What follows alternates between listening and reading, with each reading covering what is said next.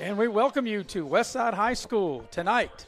It is exciting high school football as it's the 2-2 Shady Spring Tigers taking on the 0-4 Westside Renegades, being presented tonight here on Video Productions. I'm Maris Lowry along with Eric Thomas. Chris Ferrish back on stats, and Andrew Boland is producing and directing tonight's game. And Eric, we've got teams headed in two different directions. Shady, as I mentioned, they come into the ball game 2-2. They won their opener against Tug Valley 42-0.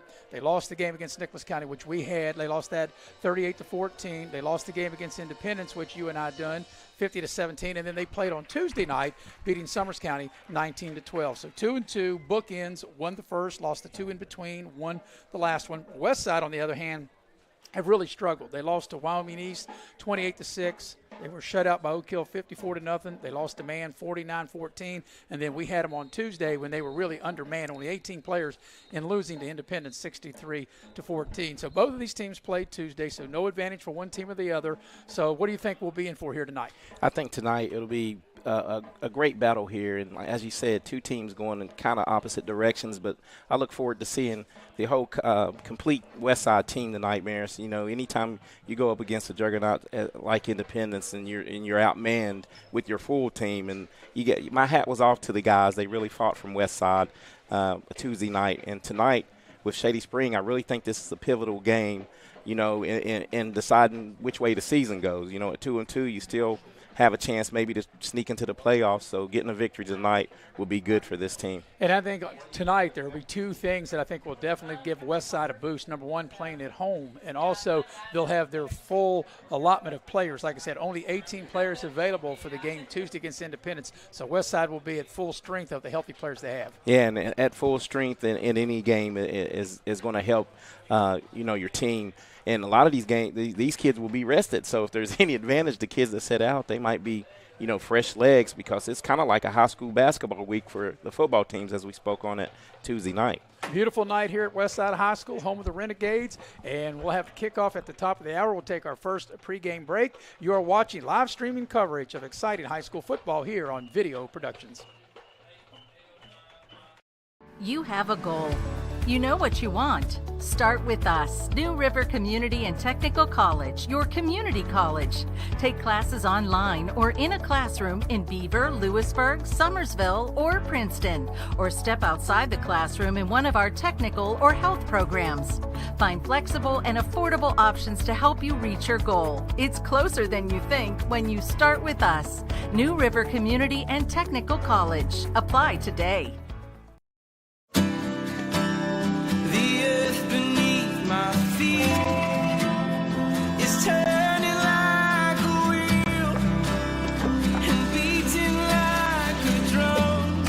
Your first set of wheels didn't come with complications or strings or hassles.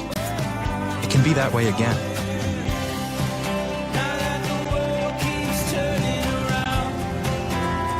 Tire Pros. Hassle-free, guaranteed. Beckley Auto Mall, West Virginia's largest GMC Buick dealer, is a proud sponsor of West Virginia high school athletics and our area student athletes. Beckley Auto Mall, with 3 locations for your convenience: 3934 Robert C. Byrd Drive in Beckley, 199 Rogers Street, Princeton, and 368 Seneca Trail in Fairleigh. Plus, you can shop 24/7 at BeckleyAutomall.com. Beckley Auto Mall and West Virginia student athletes, a winning combination. GMC, we are professional grade. As a former college football player, I realized that sports-related injuries can happen real fast. Hello, I'm Dr. Gross. If your child or grandchild is dealing with sports-related injuries, or maybe you're dealing with something that just won't go away, call me today and I can help you get back on the playing field. To better serve you, see us at one of our 3 locations in Beckley, Whipple, and Sophia at the numbers listed below. So take care of yourself. You deserve it. Welcome back to Westside High School. Along with Eric Thomas, I'm Maris Lowry. And Eric, I have 10-7. Shady's already made their way out onto the field across the far side, as you can see on your screen. Westside is getting ready to make their entrance here onto the natural surface. And actually, this is the first game we've done with grass. We've had turf and all the other previous games we've done, but the field is in excellent shape. Yeah, we had a chance to really view the campus. This is a nice campus.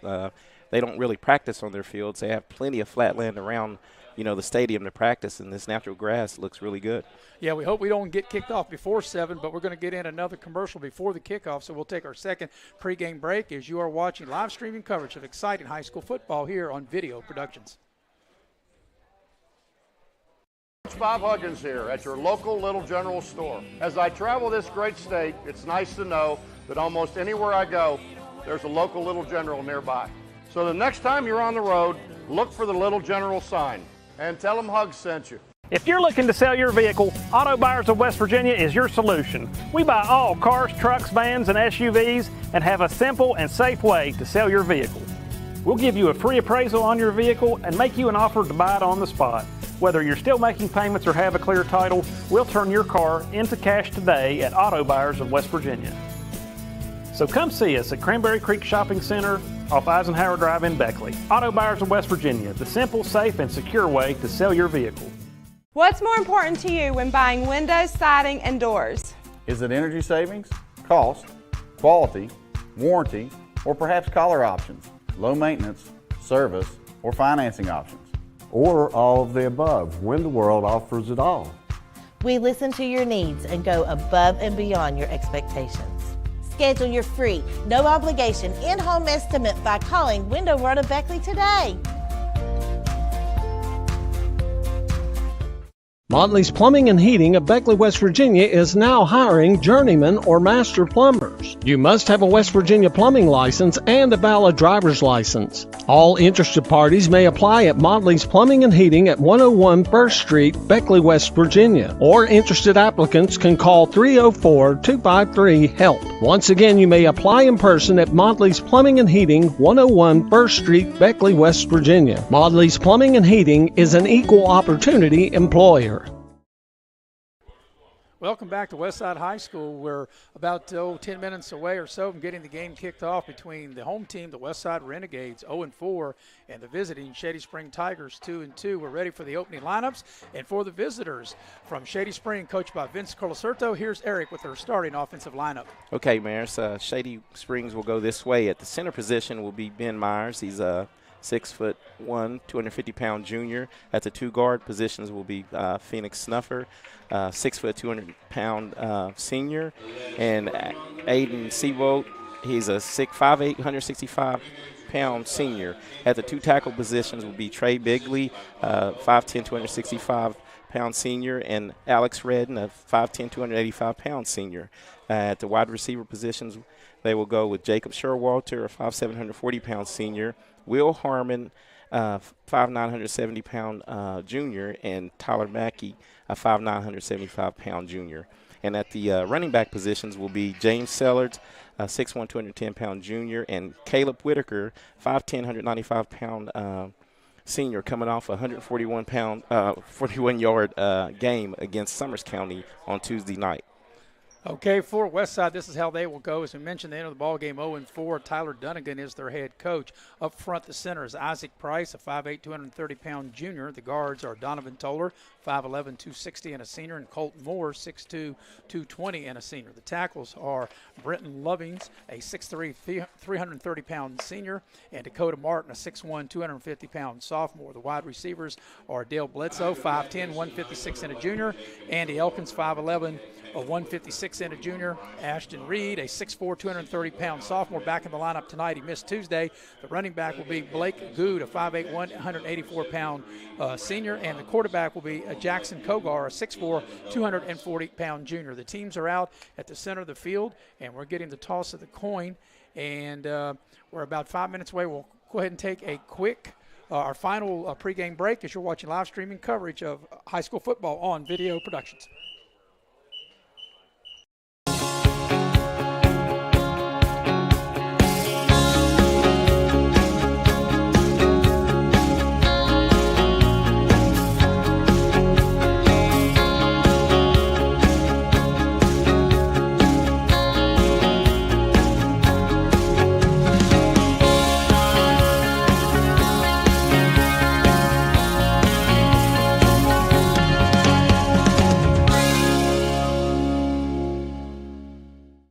Dad, what is a backflow prevention device? Well, it's a device that's used to protect water supplies from contamination or pollution in homes or businesses. Is that why you were talking to that man? Well, he was a certified plumber from Modley's Plumbing and Heating. Modley's is fully licensed and insured in testing, installation, and service of backflow prevention devices. I just call 304-253-HELP, and they'll take care of it the right way. I thought it was something for the car, so Mom wouldn't hit the house again when she was backing up.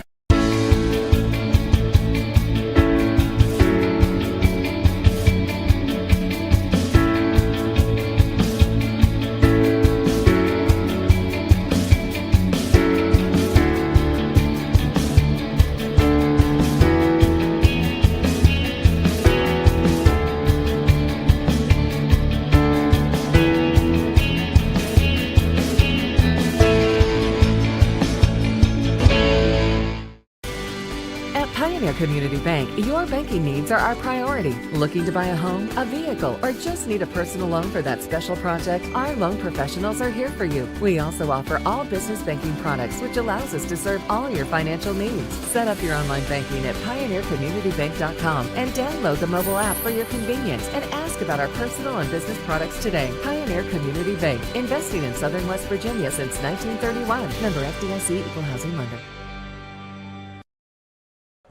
And we welcome you back to Westside High School with Eric Thomas. I'm Maris Lowry. And Eric, we're getting started a little early tonight. Supposed to kick at 7, going to be a couple minutes before. And we'll get into the Beckley Auto Mall keys to the first half after the kickoff. Shady has won the toss. They've elected to defer, so Westside will get first crack at it. Westside will be going left to right on your screen. Of course, Westside, you can see wearing the black uniforms trimmed in silver with the silver helmet, silver numbers. Shady wearing the white jerseys, gold pants with the gold helmet and the bingle attire on it. So going back deep for Westside, over there on the far side will be Blake Good. He's a 5'8", 184-pound senior. And trying to see who that is on the near side. The near side looks like Dale Bledsoe, a 5'10", 156-pound junior.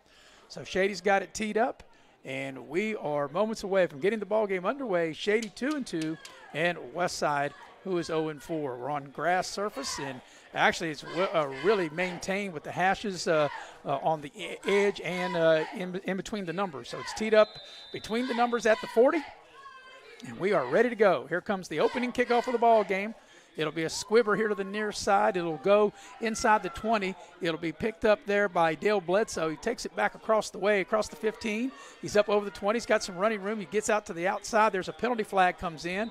And now another flag comes in, Eric. And while we sort out the flags, we'll let you tell us about the keys to the first half. And keys to the first half brought to you by Beckley Auto Mall. Go see Rick Lewis, Chuck Bentley, Mike Earhart, or John Fornash, and they'll give you the keys.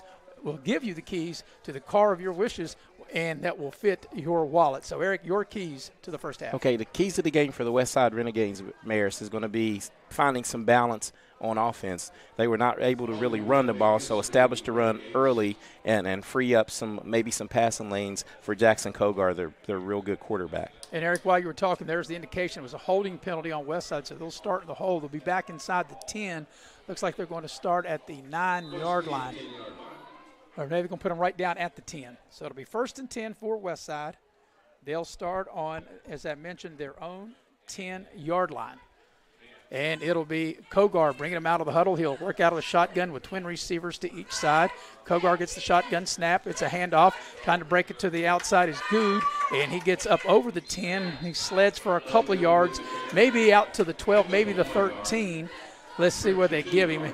They're going to put him down at looks like maybe the 14-yard line. So it turned out a nice gain. Yeah, well, already this is, positive, a gain for him. It took him a while to get going offensively against a stout Independence defense. So you can see now with their complementary players, Maris, it seems like their line is a little more formidable up front. So from the 14, it'll be 2nd down and 6. They run with twin receivers to each side out of the shotgun. Here's the snap. Quarterback's going to keep it. Looks like a zone read, and really nowhere for the quarterback Kogar to go, and Shady's all over it. They'll throw him for a loss back inside the 10-yard line. The loss will go back to the 9 and bring up 3rd and long. Yeah, Shady Springs, they were able to own the line of scrimmage right there. Really nowhere to run for Jackson Kogar on the keeper. And we talked about this, Eric, on any level, especially when you're backed up inside your own 10-yard line. You want to stay out of these 3rd and long. And, they have the ball at the 9, so they got to get out to the 20-yard line. So they'll need 11 yards on this 3rd down play. Yeah, you don't want to be in predictable offensive situations. Right now, you could play it safe and run, but Shady knows across the board this is probably going to be a pass and pin their ears back and go after the quarterback. Trips here to the near side for Westside. Here's the shotgun snap. They'll keep it with the quarterback Koger. Now he pitches out at the last minute trying to get the edge on the far side. There's Good, and he won't get enough for the first down. So Shady's defense holds. It'll be 3 and out, and it'll force a Westside punt. Good defense on the outside by the cornerback from Shady Spring, Jacob Sherwalter, to come up and fill the lane. And Shady Spring should be looking at great field position here. Yeah, they get the ball out to the 14-yard line, 4th down. So Shady will have Mackey here on the near side, or actually on the far side, and Showalter on the near side. They'll stand about their own 40, and you're right, Eric, if they handle the punt well, they should have excellent starting field position. So Kogar is the punter. He gets, actually, as the snap goes to Good. It's a little high, and he's going to take off and run with it. Now he's going to decide to throw it. He's got a man open, and it's going to be intercepted. Nice play by Shady as they were prepared for that, as there's a penalty flag, and I think there's a illegal lineman, and it's illegal forward pass because the lineman downfield or he passed the line of scrimmage, one or the other. Yeah, and I think that pass was picked off by Jacob Sherwalter, who is already having a good quarter, in this game. He had the tackle on a 3rd and long, and he picks that ball off. And Shady will take the result of the play, even though the penalty was against Westside, and they had a lineman downfield, so the play is declined. And Shady will take over with the interception there. So it'll be 1st and 10, Shady. They'll have excellent field position. They will start at the 32-yard line of Westside. And this is kind of what happened, Eric, the other night to Westside, is Independence continued their first several drives, started deep in Westside territory. Yeah, basically right around this same position, 35-yard line or closer. So let's see what Shady cooks up on this first Twin play. Receivers each side. Cameron Mans is the quarterback. Here's a handoff, goes off the left side. And let's see who that was trying to get some running room, and that is Whitaker. And he's able to get a couple of yards. Actually, they're going to give him, let's see, just give him 1 yard. He'll get the ball to the 31 of Westside and make it 2nd and 9. And right on cue, they're starting out with the hot hand. Caleb Whitaker coming off the 141-yard game, and it looks like Shady's going to look to establish the run, which will free up some big plays over top on this Westside defense. Yeah, Shady beat Summers County Tuesday 19-12, and what hurt Shady in that game, I was told they had over 200 yards in penalties, and if they can clean that up, they have a potent offense. Here's the shotgun snap to Mans. He'll keep it. He'll go up the middle, and he's not going to get much. He gets a yard to the 30 as Westside does a good job of stacking it up. Yeah, it looks like this looks to be about a 3rd and probably 7 yards, 3rd and 8. Yep. Yeah. And you're thinking 2 plays here, Eric. Yes, it's definitely two down territory. So, most of these teams like to play fast. So look for them maybe to run a play and maybe get back up on the line and run it, snap it quick. Well, we'll see if Westside goes man coverage. They played a lot of man coverage on Tuesday against Independence, as there'll be trips to the far side, receiver to the single side here. Here's a pass out in the flat. It's caught, and then he didn't hang on. Yeah, the tight end there. I think that pass was to Gavin Davis, the tight end, and it was a good, well-thrown ball. He just couldn't secure it, so now you're going to – I don't like when they run under the sticks a little bit when you run a pass play. Even if he catches that, he's probably only going to gain a yard or two. So now they've got 4th and 9 4th and 8, beg your pardon, 4th and 8 at the west side 30. They go trips to the far side, single receiver to the near side. Let's see if they go up top. Mans takes the shotgun snap. He's got good protection, throws the ball to the near sideline. It's caught, and no, he doesn't hang on. So Shady had excellent field position. They're not able to do anything with it as they go 3 and out, and actually they had up to 4 down. So Westside will take over on their own 30-yard line. And that's a big confidence builder right there for Westside. They did something they were not able to do Tuesday night, is to stop Independence on a short field. So now this will be their best starting field position in at least 4 or 5 quarters, because we did the whole Independence game and they were pretty much in the hole whole game. So both teams turn it over on downs, and Westside will get the ball their second possession. 8:06 remaining first quarter, no score. 1st and 10, Westside. They have the ball on their own 30. It's going to be a direct snap. They got a new quarterback in there. Actually, this is the Wildcat version of the Renegade version. That's Blake Good, who took the handoff and gets off to the left side and gets a couple of yards, maybe 2 or 3 yards, across the 30 and gets out Let's see where they put him down at. Looks to be maybe the 32, maybe call it the 33-yard line. Well, that's a new wrinkle we didn't see Tuesday night because they split the quarterback out, Jackson Kogar, out as a wide out and did a direct snap and trying to get numbers, trying to spread that box out a little bit. This time Kogar will be the quarterback, setting up in the gun, single receiver to the near side, trips to the far side. Here's the snap. They hand the ball up inside to Good. He's breaking a tackle. He's out. He's got a first down up over the 40. Good hard run out to the 42-yard line and a first down for Westside. Yeah, just good power football there, just spreading the defense out a little bit and taking what the defense is getting and straight ahead for a good game by Blake Good. Yeah, a 9-yard pickup. Clock turning, 7:18 and counting here in quarter number 1. No score between Westside and Shady. 1st and 10, Westside. They have the ball on their own 42-yard line. They'll work out of the gun with twin receivers here to the near side, twin to the far side.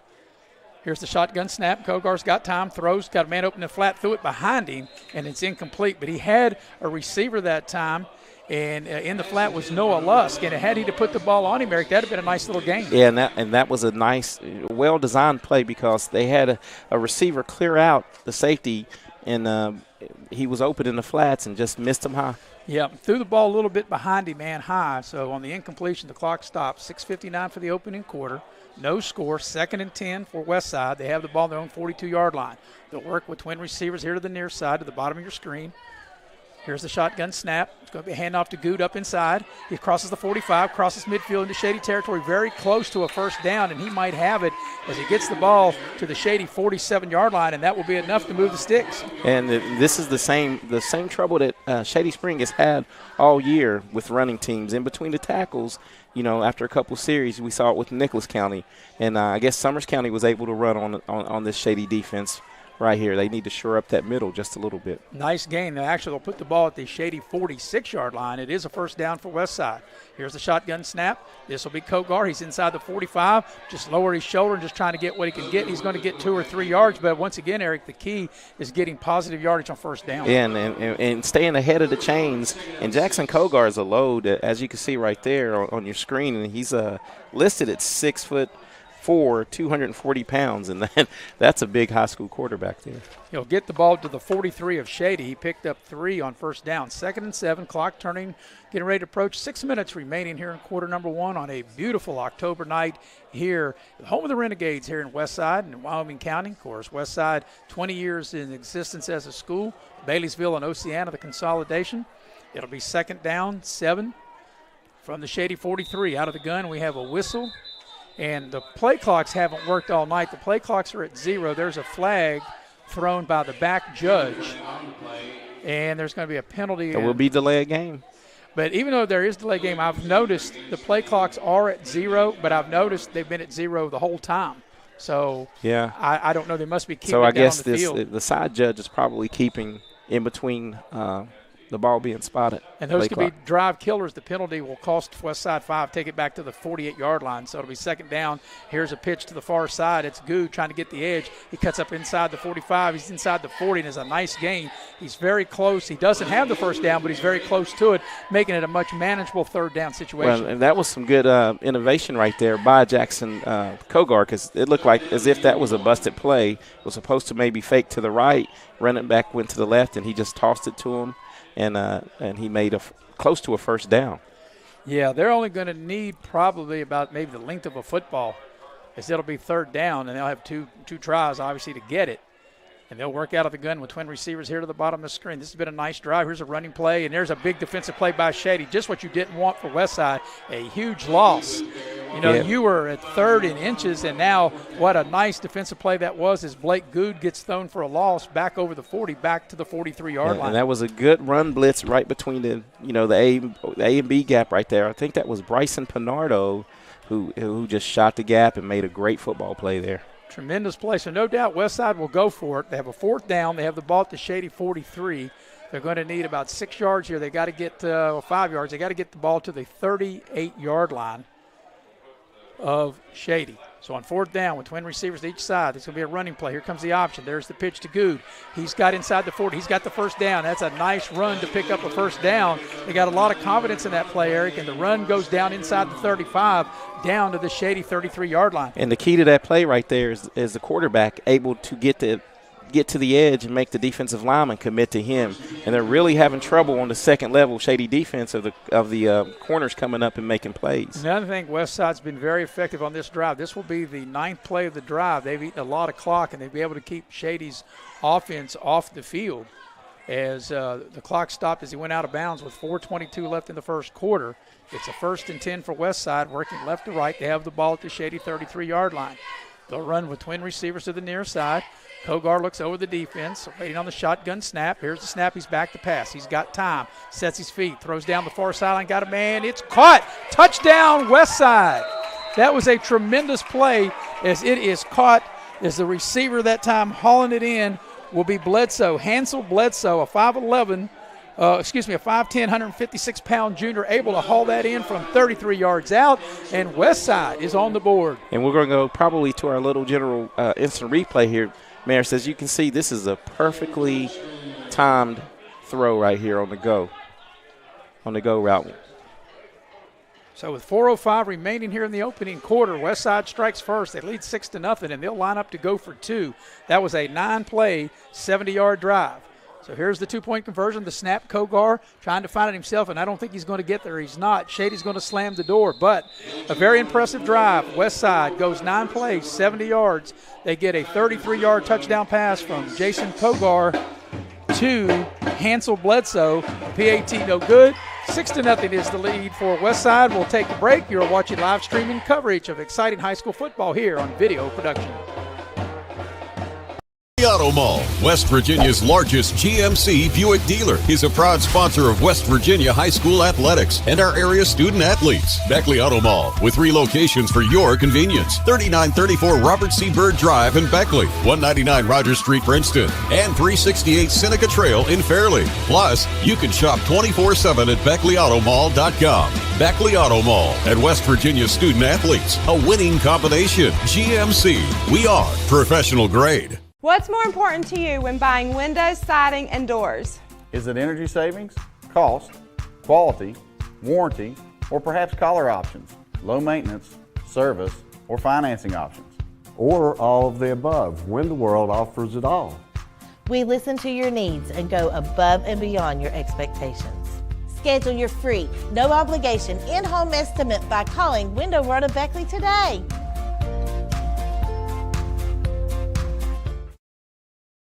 Welcome back to Westside High School with Eric Thomas. I'm Maris Lowry. Andrew Bolin is directing and producing. Chris Farish on stats. And Eric, if you're Westside, wow, that was a very impressive drive. A 9-play, 70-yard drive, a 33-yard touchdown pass from Kogar to Bledsoe. The PAT no good, and Westside leads 6-0.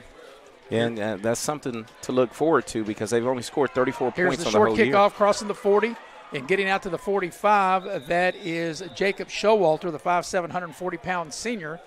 And Shady's got excellent field position, and they had excellent field position to start with last time, Eric.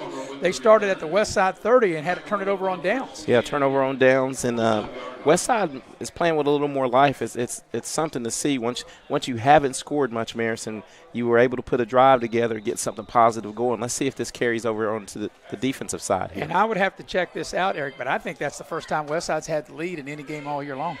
Yeah, probably so. So 1st and 10, Shady on their own 45. It'll be a running play. Whitaker, and he drags the defender across the 45 out to about the 48, maybe the 49-yard line. Yeah, and that tackle was made by Noah Lusk for Westside. He coming up from the corner position. They'll give him 3 on the play out to the 48, make it 2nd down. 7 coming up. Westside leading, as you can see on your screen there, 6-0. Cameron Mans brings them up. Surveys the defense, takes the shotgun snap, pitches here to the near side. Here's Whitaker trying to get the edge. He's across midfield. He's got the first down to the 45 of Westside. He stepped out of bounds. Actually, he might have stepped out. I'm not sure if he stepped out shy of the first down. He might be right on the Westside 45. I think they're going to get him right on the yard to gain. Should be a first down for Shady Spring. It's right on the 45. And they're going to mark him about 6 inches short. I thought that when they blew the whistle, he wasn't across the 45, so he's just inches away. And it's probably 6 inches for a first down here on this third down play in Westside territory. And it still amazes me. Most of these teams are still shotgunning it 6 inches a game. Here's the snap. Here's the handoff. He's got a first down. He didn't need much, and he didn't get much. He did get to the 45. They may mark him short, Mayor. Well, so depends on if it's a right foot mark or left foot. I think he's got it. He had to go right to the 45, and no, they're saying he didn't get there. You're right, Eric. He did not get there. So for the second consecutive drive, Shady will be facing a fourth down, and this time once again 6 inches. And you made the good point that instead of getting up under center and just going, they still ran out of the shotgun. You give defenses a chance to get a running start at your running back that's 5-6 yards behind the line of scrimmage. And they're going to line up in the gun again with backs to each side in a tight formation. Here's going to be a handoff, and that's going to be Pinardo. And this time he does get the first down as he crosses the 45 to the 44-yard line of Westside. And he's lucky he got his pad level low that time, that being Bryson Pinardo. And he barely got the yard line to gain, barely over the 45. So that'll move the sticks and give for a new set of downs for the Shady Spring Tigers. Yep, new set of downs for the Tigers. Shady trailing in the game, as you can see there on the screen, 6-0. 1st and 10 at the 44-yard line of Westside. Cameron Mans takes the shotgun snap, fakes it, steps back in the pocket, going deep down the far side, and it is caught. No, he dropped it. He couldn't hang on. That ball was beautifully thrown. That was a beautifully thrown pass. It was a great throw by Cameron Mans, well placed. And once again, ladies and gentlemen, with the numbers, it was hard to see who that was on the far side because Shady has white uniforms with those light gold numbers. I think that was Tyler Mackey who couldn't haul that reception in, but it was a perfectly thrown pass by Cameron Mans. I mean, you don't get any better than that on that out route there. It was perfectly placed. So 2nd and 10 for Shady. Out of the gun, Mans takes the snap, throws near side. It's caught, made the connection. Nice move, breaks a tackle down the near sideline. That's Mackey. He's run out of bounds there. That's Showalter as he's inside the 30. Nice move as he was shaking and baking. Showalter gets the ball down inside the 25 to the 24-yard line and a first down. And if I'm Shady Spring, I would log that pass play there, Maris, because over here on the right corner, there's a lot of cushion being given, so you could probably throw underneath and get some yaks and yards after the catch on any play. That play will go for 20 yards. And you're right, that was a nice and nifty move that time by Jacob Showalter, the 5'10", 140-pound senior. 1st and 10, Shady at the 24. Here's a handoff, penalty flag thrown. This is probably coming back. There's a nice run inside, and they're just fighting his way through. That was a good hard run that time, and that was Whitaker, but it's going to come back because it's going to be illegal motion on Shady, and that'll cost him 5. Yeah, and then once again, it's coming back to bite them. Shady Spring, you said in the pregame that they had over 200 yards of penalties, and that's something you can't have once you're entering scoring position and you're doing something to put you behind the sticks right now. So yeah, Eric, we see it on every level. This is such a drive killer to have those penalties like that. So that'll take the ball back to the 29-yard line and make it 1st and 15, waiting for the officials to mark it off. But there should be no play on it. The ball should go back to the 29 because the original line of scrimmage was the 24. And they are taking the ball back, as I mentioned, to the 29. So it'll be 1st and 15, Shady at the Westside 29-yard line. Clock stopped, 2:03 remaining, opening quarter, and Westside in front 6-0. Westside had a nice 70-yard drive in 9 plays, had a 33-yard touchdown pass from Kogar to Bledsoe. Here's Shady. They throw the ball here to the near side. Once again, that is Showalter, and he's wrestled down for a very short gain. And that's that play I said, the log. Look for them to run that until that cornerback comes up, Maris, and plays a little, press defense. That's going to be open all night. Well, they picked up 4 on the play, so it'll be 2nd and 11 at the 25-yard line of Westside. As we wind down here at the end of the first quarter, almost, and a beautiful, beautiful night here in Wyoming County. Westside High School. Glad you're with us here on Video Productions. They'll work out of the gun. Cameron Mans takes the shotgun snap, rolls the pocket. He looks, he throws short. It's up underneath, makes the connection. It's going to be a first down and more. Maybe get a touchdown as he gets down inside the 5.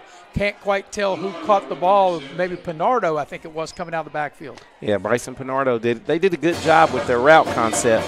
They had a guy in the flat, one run a post, and they snuck Pinardo out of the backfield into the flats, and that was a great pitch and catch right there, and a great run after the catch by Bryson Bernardo. It'll be a 1st and goal. Looks like they're going to put him down at the 5-yard line. That play covered 20 yards. So 1st and goal, Shady at the 5. And once again, they'll work out of the shotgun. And this Mans will keep it himself, takes it off the right side. He gets hit, and he gets into the end zone for a touchdown, Cameron Mans. So Shady has tied the score at 6-6, and Shady answers the touchdown drive of Westside with a touchdown drive of their own, Eric. 9 plays, 55 yards, and Shady an extra point away from taking the lead. And Shady did a good job of keeping their heads in that drive, Maris, because they had a couple of a penalty, 2 penalties, and a dropped pass, on a play, and they did a good job of just calming down and getting the 6 points there. So with 1:09 remaining opening quarter, Shady has tied the game, and they'll try to take the lead here with the extra point from placement. A 9-play, 55-yard drive, 5-yard touchdown run by Cameron Mans, and now the officials are blowing a whistle, and I don't see flags, Eric. I'm not sure what the holdup is there. Yeah, let's see if the kicker Will Harmon. We saw him against Nicholas County, and he made a few PATs, so they declined the penalty. So Shady will attempt the placement and see if they can take the lead. We're all even at 6. Each team has had a 9-play drive. And here's the extra point attempt. The snap is high, the hold is down, the kick is up, and it looks good, and it is. So with 1:09 remaining the first quarter, Shady has taken the lead as they lead 7-6. So we saw back-to-back touchdown drives as Westside went 9 plays, 70 yards, and got a 33-yard touchdown pass from Kogar to Bledsoe. They missed the 2-point conversion, and now Shady answers, Eric, that touchdown drive with a nice 9-play, 55-yard drive.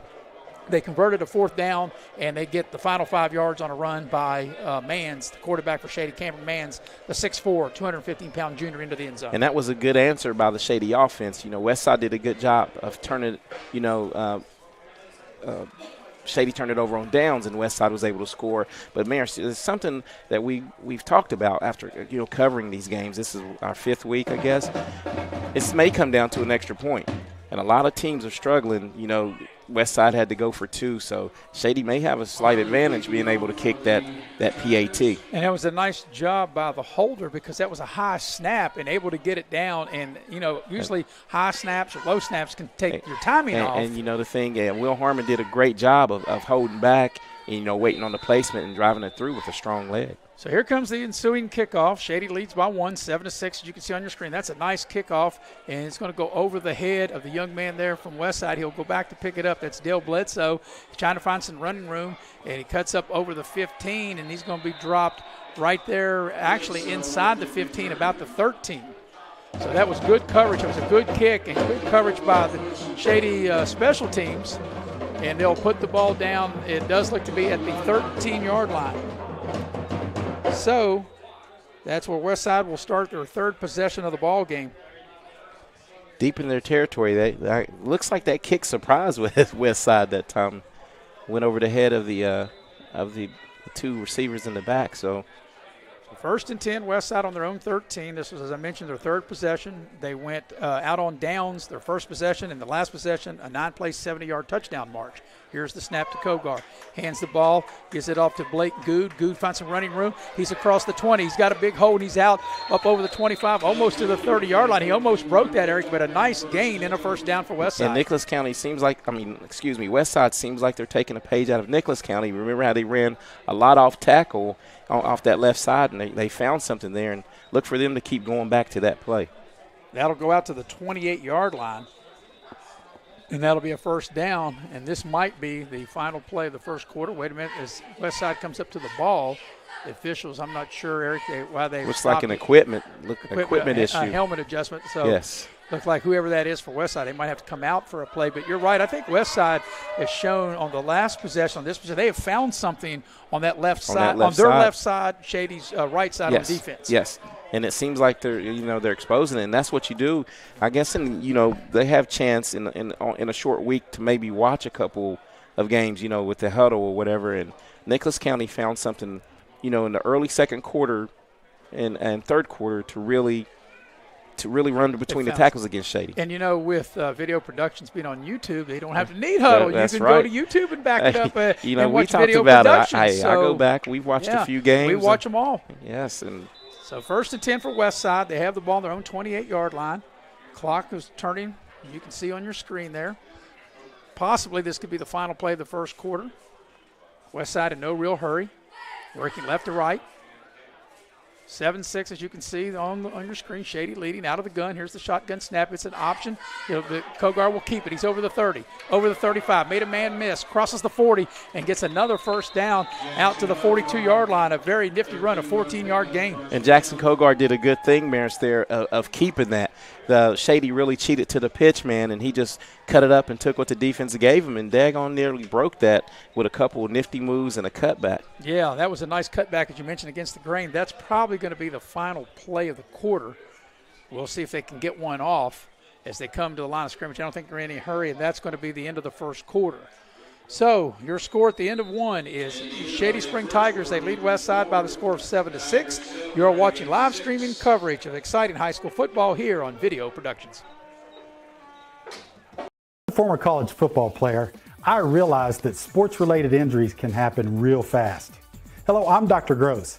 If your child or grandchild is dealing with sports-related injuries, or maybe you're dealing with something that just won't go away, call me today and I can help you get back on the playing field.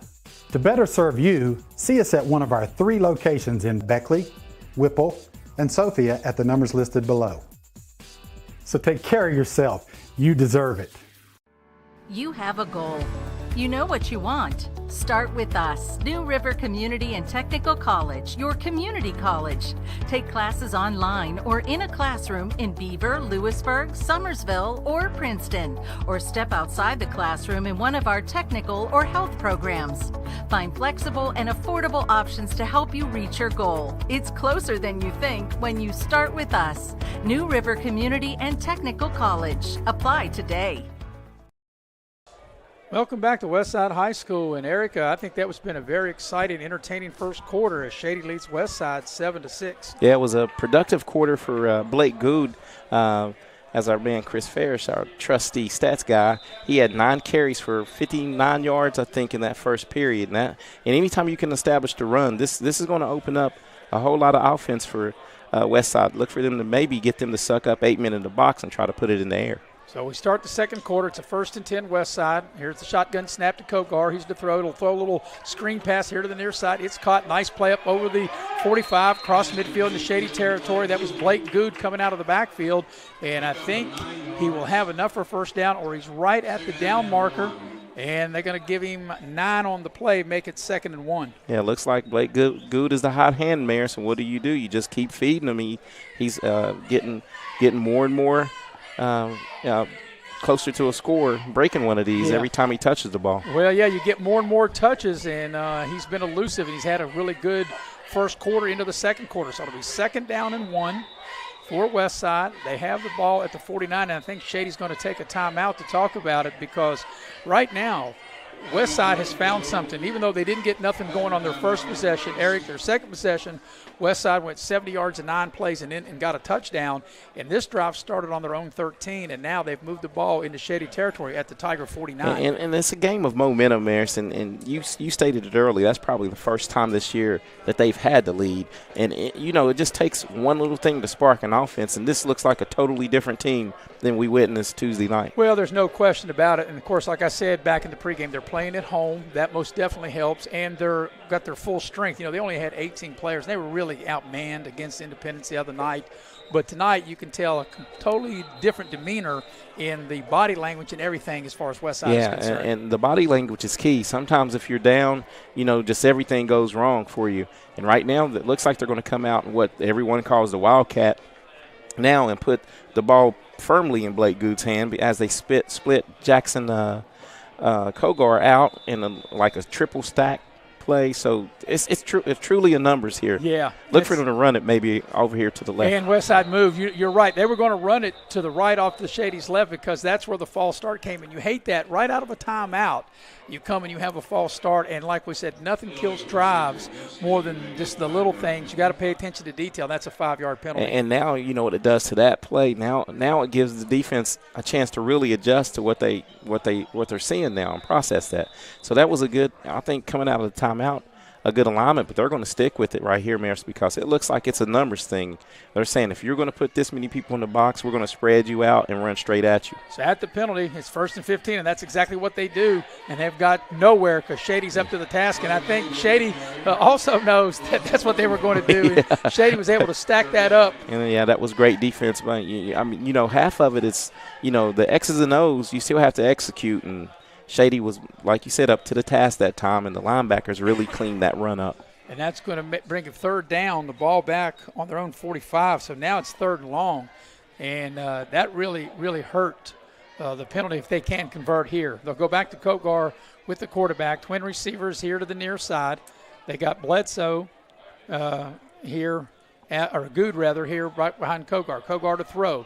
He looks. He starts to scramble. He's going to run. He's across midfield. He gets close to a 1st down, and he may not have it, but probably close enough for them to go for it. Hey, this is a big decision here early in the game, and I think there's no question that they will go for this. Yes, I think they will, too. It's going to be 4th and a full yard. The ball's just across midfield at the 49 of Shady, and there's no hesitation at all from Tyler Dunnigan, their head coach of Westside. They're definitely going to go for it. Hey, I have been really impressed. Westside's 0-4, but, these coaches are still coaching them up and coaching them hard, and I think this is the right decision right here. So they'll work out of the gun with Justin Kogar, the quarterback. 4th and 1. Here's the snap. Here's the handoff. Comes near side. It's going to be a 1st down and more. Inside the 45. Gets down to the 40-yard line. Blake Good, the 5'8", 184-pound senior. What a good hard run inside the 40 to the Shady 39. And Blake Good is well on his way to 100 yards in the first half. I think that's probably, another 17 yards, 14 yards? Well, that's 10 yards on that carry right there, yeah. Yeah, so he's definitely on his way to the century mark. And this is one thing that's held the Achilles heel, so to speak, for Shady's defense. They have not been able to find an answer for the run game. Especially between the tackles, and that time a 10-yard pickup, 1st and 10 at the Shady 39. Here's Westside. Here's a handoff, and that time Shady, I think they heard us talking, and they got a little angry, and they come across the line, and this will go for a loss as that time Good thrown back across the 40. And they'll put the ball to the 41. He'll lose 2 on the play and make it 2nd and 12. Yeah, have to. As much as we've harped on it, you have to acknowledge that Shady was up to the task right now. But with these long drives, and Shady they don't do a lot of subbing, and it's kind of wearing on that interior line. So let's see what Westside will cook up here. Twin receivers to each side. Kogar, the quarterback. He has Good to his right. They'll pitch it to Good. He comes here to the near side. And he's going to get around the corner and hurdles a guy there inside the 40, gets down inside the 35 or maybe right at the 35. Let's see where they mark him out of bounds at. That was a good run. That was a great individual effort by Good. I thought Blake was going to get hit on the sideline, Blake Good, and he did a good job. Once he turns that corner, Maris, he gets ahead of steam. He's really elusive and pretty quick. Yeah, gets the ball down to the 33 of Shady, makes this a very manageable 3rd down, 3rd and 4, and you figure, no question, you got 2 downs to pick it up. Yeah, if they're going to go for it at the 49. They're definitely going to go for it inside the 35. So definitely. Here's 3rd and 4. I'm sure, obviously, Westside, you don't want to get to a 4th down. You want to convert here. Twin receivers to each side. And this time Kogar will keep it himself. He'll fall forward. He's not going to be able to get the 1st down, but he's going to pick up 2 yards and make it 4th and 2 from the 31 of Shady. So it looks like that time, Blake's a little winded. I think he's probably has, with the receiving yards, probably touched the ball a good 15 times this half. Well, the last drive, Eric, was 9 plays when they got the touchdown. This will be the 10th play of this drive. It'll be 4th and 2 at the Shady 31-yard line. So it'll be twin receivers to each side. They'll have Blake Good to the right of the quarterback, Jackson Kogar. Kogar takes the snap. It's going to be an option, and he'll keep it himself. And Shady's up to the task as they throw him for a loss. back to the 35, maybe the 36, and Shady's defense rises to the occasion and turns them over on downs. Turns them over on downs, and looks like the Shady defense right there was committed to the run. They had 8 men in the box, and they had a guy taking the pitch man and really corralled Jackson Kogard and stopped him for a 2-yard loss and will take over on downs. Yeah, that was a 10-play drive that Shady was able to sniff out, and Shady will take the ball over on their own 36-yard line. So the Shady Spring Tigers defense comes up big. Shady leading in the game, as you can see there on your screen, by 1, 7-6, having the ball on their own 36-yard line. So here's Cameron Mans working out of the gun. He's got runners to each side of him, receivers, one on the far side, one on the near side, and the whistles and the officials blow the play dead, and we'll have a timeout, I do believe. So it looks like Westside is going to take the timeout. They've each taken one, as you can see on the clock there. 7:57 left in the half. Shady up 1 by the score of 7-6.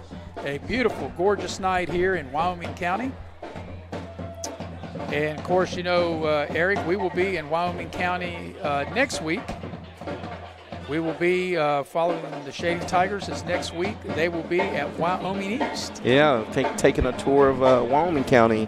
Well, it's a beautiful county. It is, you know, and I did that on Tuesday. I came down here to Westside to check out the facilities. You know, I've only been to Westside to do ball games 3 times in 2020, covering the Beckley girls basketball team playing Westside, and then I was here Tuesday and then obviously here tonight, and then we'll be at Wyoming East next Friday for the Shady game. But out of the timeout, Shady will have it. 1st and 10 on their own 36-yard line. Cameron Mans will work out of the shotgun. He takes the shotgun snap, sits in the pocket, throws the ball to the near side. It's caught. And it's a nice spin move across the 45. Runner still moving. He's crossed midfield and into Westside territory, and that was a nice reception. And let's see who was able to haul that in. And let's see who that is, Eric. Gavin Davis. Gavin Davis. That was a nifty run after the catch, and they made the connection, and that'll move the chains.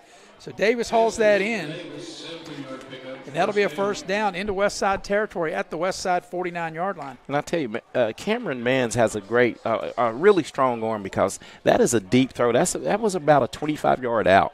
And once again, it's very difficult to see the numbers on Shady with the white uniforms and the light gold numbers. Here's a hard run inside. Takes the ball down inside the 45-yard line. And once again, that's Caleb Whitaker. Whitaker's a 5'10", 195-pound senior. And he takes the ball inside the 45 to the 43-yard line. So he got 6 on the play. And it'll bring up a 2nd down and 4 from the Westside 43-yard line. So here's the Tigers. They've got a receiver up to the top of your screen. 2 runners in the on each side of Cameron Mans. He takes a shotgun snap. Mans throws. That's a little high, and that was good coverage. And that'll sail over everybody's head, and it'll be a 3rd down play coming up. And Shady looked like they put a new wrinkle in their offense there. Instead of having Cameron Mans back there empty, they kept James Sellards in as a personal protector, and the ball just sailed a little high. He had time to throw it.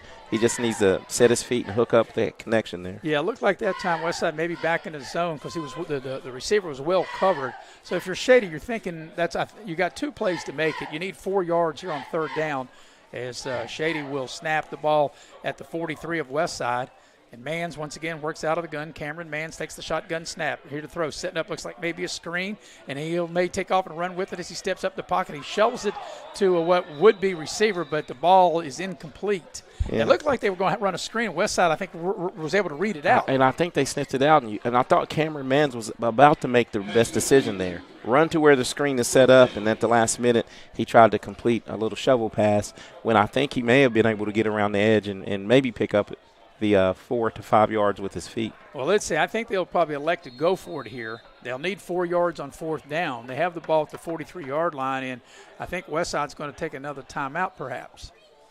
This is Westside will take a timeout, Eric, because I think with 6:59 left in the first half, and what's been a tight game, 7-6, and the difference is just Shady made the extra point, Westside didn't. So it's been very even, and I think this is such a big play for the Westside defense, they called their second timeout. And I think mainly this timeout maybe just to give them a breather and get them to get their head right, because, as you said, this is a big play in this game thus far. This might be the biggest play of the first half, because if you're able to turn them away, you may be able to get down and score, because remember, the Shady Spring Tigers get the second half kickoff. Well, not only that, Eric, and which are very valid points, I think another thing, too, I don't think Westside is really built to come from behind. They run the ball pretty good. They don't throw it a lot. So you don't want to get too far behind. You don't want to get 2 scores behind. So I think that's why it's a good timeout. But I think you're right. I think they wanted to give those interior linemen maybe a little bit of a blow. Give them a little breather. But you're exactly right. And I didn't think of it in that aspect, because, they've not played with the lead so much. So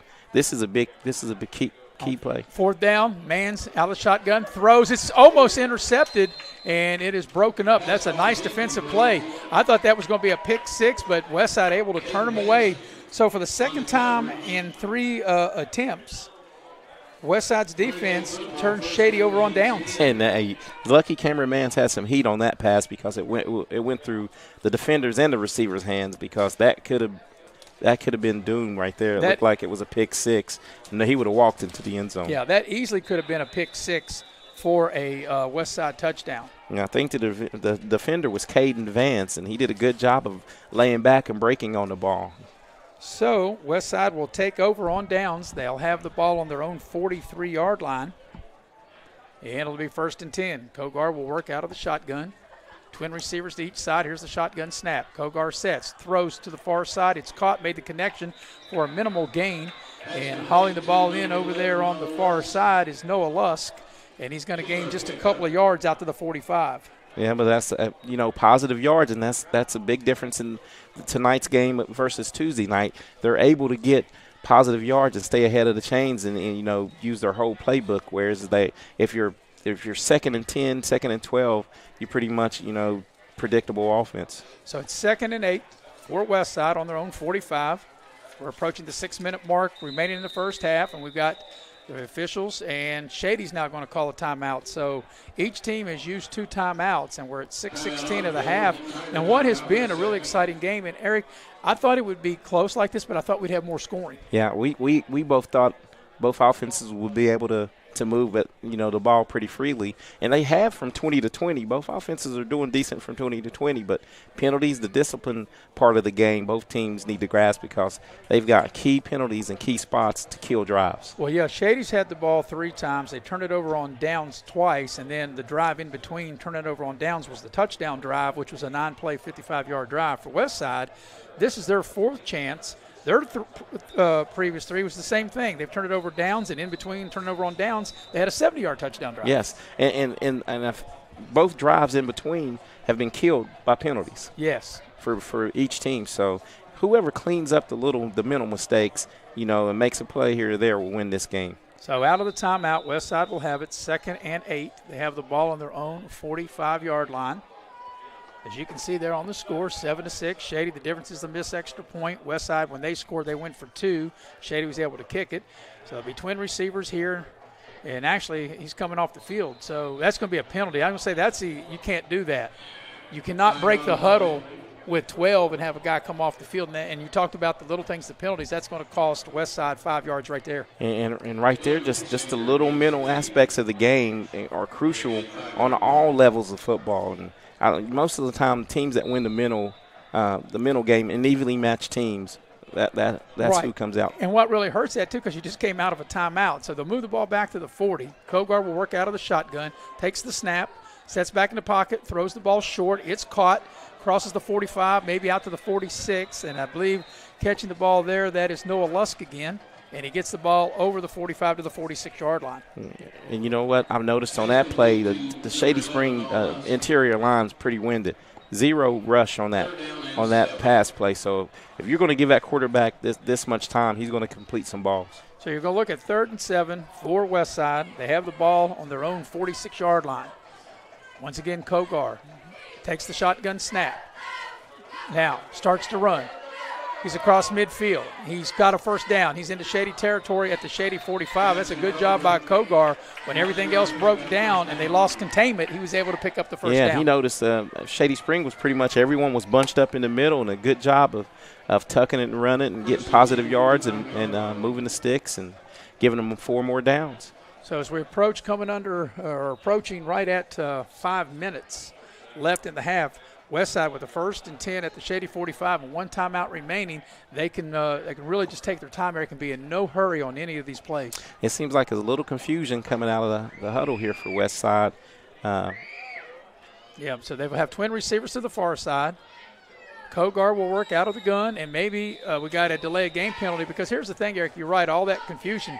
And the play clocks don't work, but you called it early because they didn't know where to line up. Yeah, it looked like it was confusion as soon as they broke the huddle. So that's another, hate to keep harping on it, but that's another unforced mental error that leads to a penalty and puts you 15 yards behind the chains now. 1st and 15, and that's what drives coaches crazy. If they have hair, they won't have any when you do things like that. Yeah. It's just so – and I know they work on it time and time again in practice. So here's the first down snap, 1st and 15. Kogar keeps it himself. He'll get cross midfield into Shady territory, but he'll only get a couple yards, and he'll still be behind the chains. It's still going to be 2nd and long. So the run by Kogar gets the ball down to the Shady 48-yard line. He only got 2 on the play. So it'll be 2nd down and 13 for the Westside Renegades at the Shady 48-yard line. Yeah, on the rolling clock, and this is one thing too. I think you need a first down here for Westside, even without points, because you're keeping the Shady Tigers away from having the ball. Here's a low snap. Kogar able to pick it up.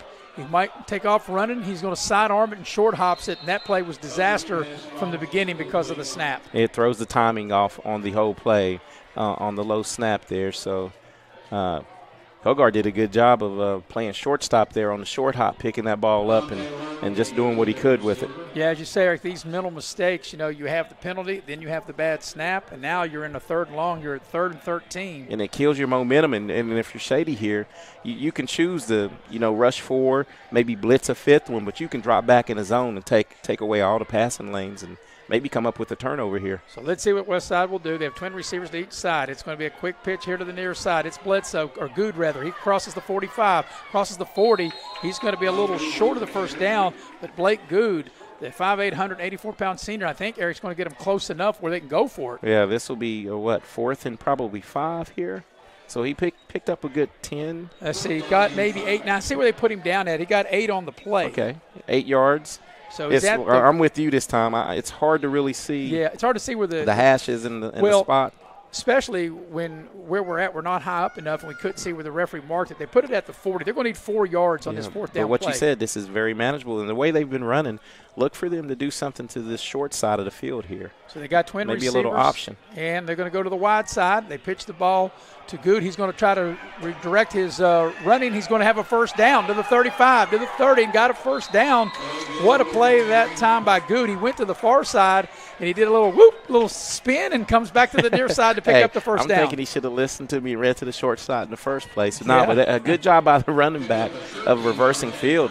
You have to hand it to this kid. He's had a well of a first half, and he's really been the offense for the Westside Renegades. That's a 13-yard gain, and I'm sure he's got well over 100 yards by now here in the first half. They put the ball at the 27 of Shady, and he's got 94 yards. So I guess, because he had a couple of negative carries where he lost yardage. Here's a high snap to Kogar. They'll hand the ball inside. Here's a change of pace, and this young man ran the ball hard up at Independence the other night.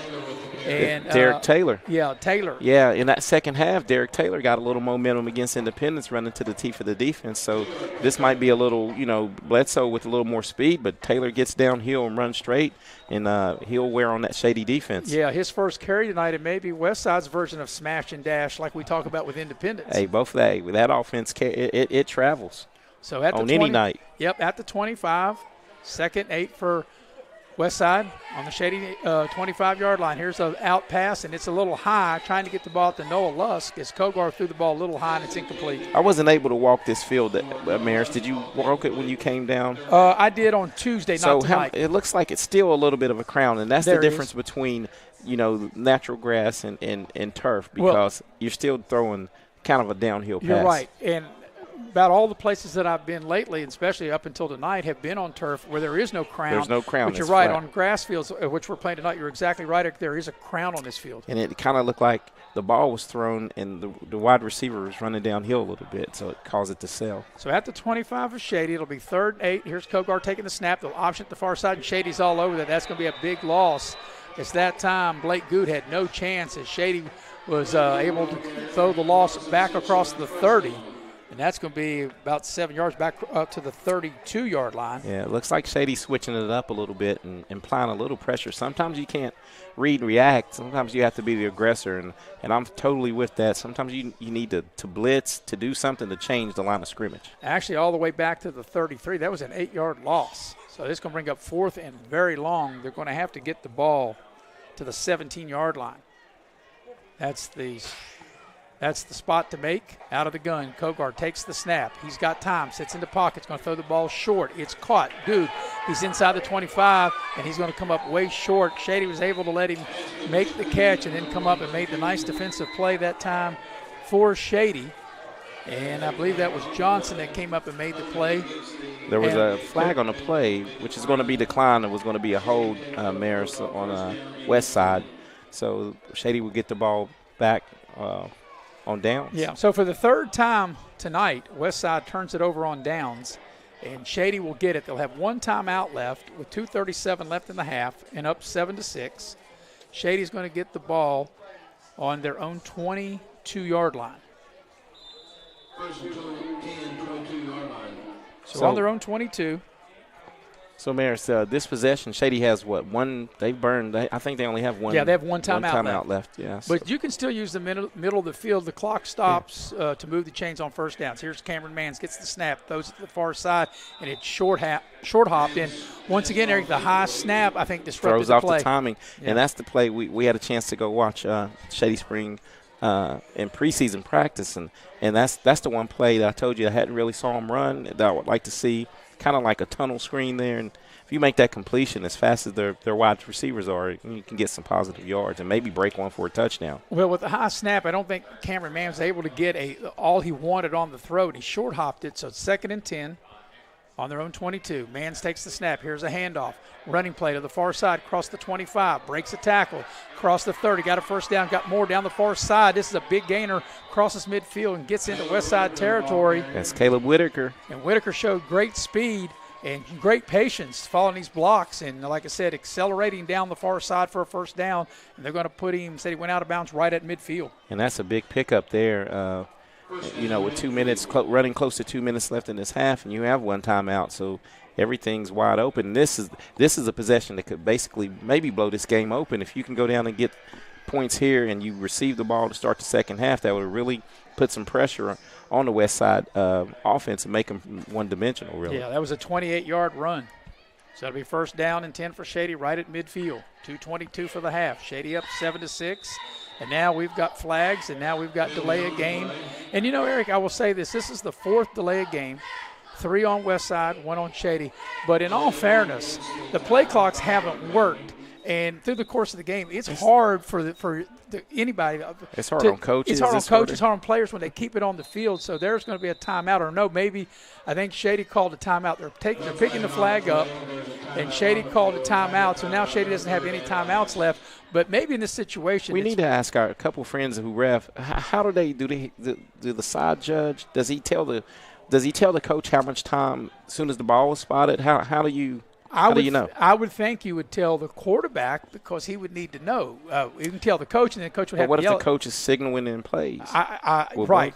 And like I said, in all fairness, because I've watched all night, the play clocks have not worked all night. And so that's the 4th delay of game. Well, actually 3rd because they didn't actually call it on Shady because they got the timeout. But I think at this juncture, with the way the game is going, I think if I'm Shady and Vince Colacerto, I would rather not give up the 5 yards. I'd rather take the last timeout because, like I said, the clock stops.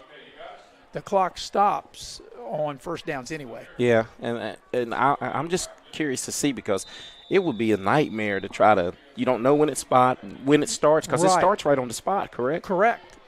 So Out of the timeout, Shady has it 1st and 10 at midfield. They work out of the shotgun to put a man in motion. Here's a shotgun snap. It's fumbled by Mans, and he will get sacked for a 4-yard loss. The ball hit him right in the hands, and he dropped it, and then that disrupted the play, and it'll be a loss back to the 46-yard line. So that'll put it 2nd and 15s. And right now, Maris, both teams can't seem to get out of their own way. You know, they'll have a positive gain, and then penalty or drop snap. Here's the shotgun snap to Mans. He's back to throw. He has time. He'll throw it to the near side. It's caught in a very short gain. And the clock will continue to run. Just hauling that catch in. Let's see who that was. Braden Johnson. Johnson hauls it in, but he only gained a yard. 2 yards, maybe a yard. He only gained a yard. And that was a long route to gain just a yard, So it's going to bring up 3rd and long for Shady's. They have twin receivers to each side. Here's the shotgun snap to Mans. He sets in the pocket. Deep drop. Now they force him out of the pocket. He throws here to the near side. It's caught. Nice job. And he's out of bounds and a 1st down. And that was a tremendous catch. And that catch was made by the young man here. That's that Gavin Davis. Gavin Davis. That's the big tight end. And, you know, every game we watched, he's been able to get open, you know, out of the tight end position, has some soft hands. That was a good catch and throw there.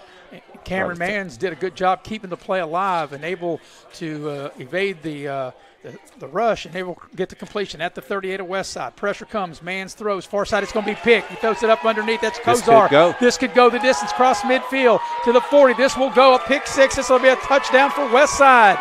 Kogar picks the ball off at about the 35-yard line.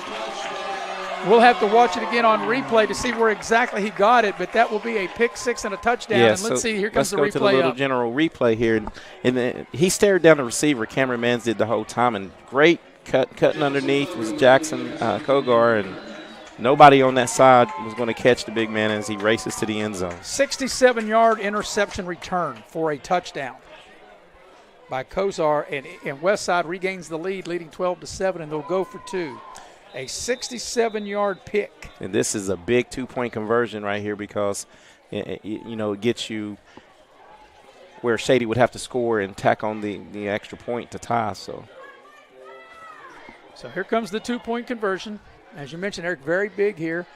12-7 is the lead. They've gone with that formation where it's direct snap to Blake Good. And Good will take it off the left side, and he does get in, and that's a big 2-point play. So your new score with 1:01 left in the first half is Westside 14 and Shady 7. A 67-yard interception return by Jackson Kogar, the 6'4", 240-pound junior, picked it off and went down the far side into the end zone for a touchdown, and then Good able to tack on the 2-point conversion. 14-7 is the lead. Well, Westside did a good job now. You know, they've been offensively challenged, so picking up a defensive score is really huge to the momentum of this game. As you said, they're not used to, you know, they're not a come-from-behind type of team. So to go ahead with 101 in the first half, it looks like they may, if they're able to hold here defensively, go in with their with their first halftime lead of the season. So, Eric, I think before we get the kickoff in, I think you did have a score from a couple of other games. Yeah, one local score. Beckley Flying Eagles are taking on Princeton, and they're up 7-0 in the first period in that game. Talking about Beckley is in front. Yeah, Beckley's in front. Beckley's in front 7-0 in the first quarter against Princeton. Homecoming at Van Meter Stadium tonight. Independence is playing down at Summers County. We'll try to get you some scores. We'll see what we can do. Kind of where we're located is really tough to sometimes connect to the outside world. Yeah. But with 1:01 left in the first half, it's 14-7, and Westside set to kick it off in big plays, Eric. And boy, Westside's defense got a big one there. As here comes the ensuing kickoff, and it's going to be caught right above the 20, taking the ball to the far side. And it's a nice run and touches the corner. And let's see who that is for Shady. That time it was Tyler Mackey. And Mackey's going to get the ball up to the 35-yard line, and that's where Shady will have this possession with 52 seconds left in the half. Okay, Bears, the scoreboard popped up as soon as you said we were challenged down here technologically. Oak Hill is battling Cabell Midland, number 17 in the state in the triple A, and Cabell Midland's up right now 28-0 at half. Of course, I gave you the Woodrow Wilson score, and that's the only scores I have for the triple A ranks right now. So here's Shady with the 1st and 10.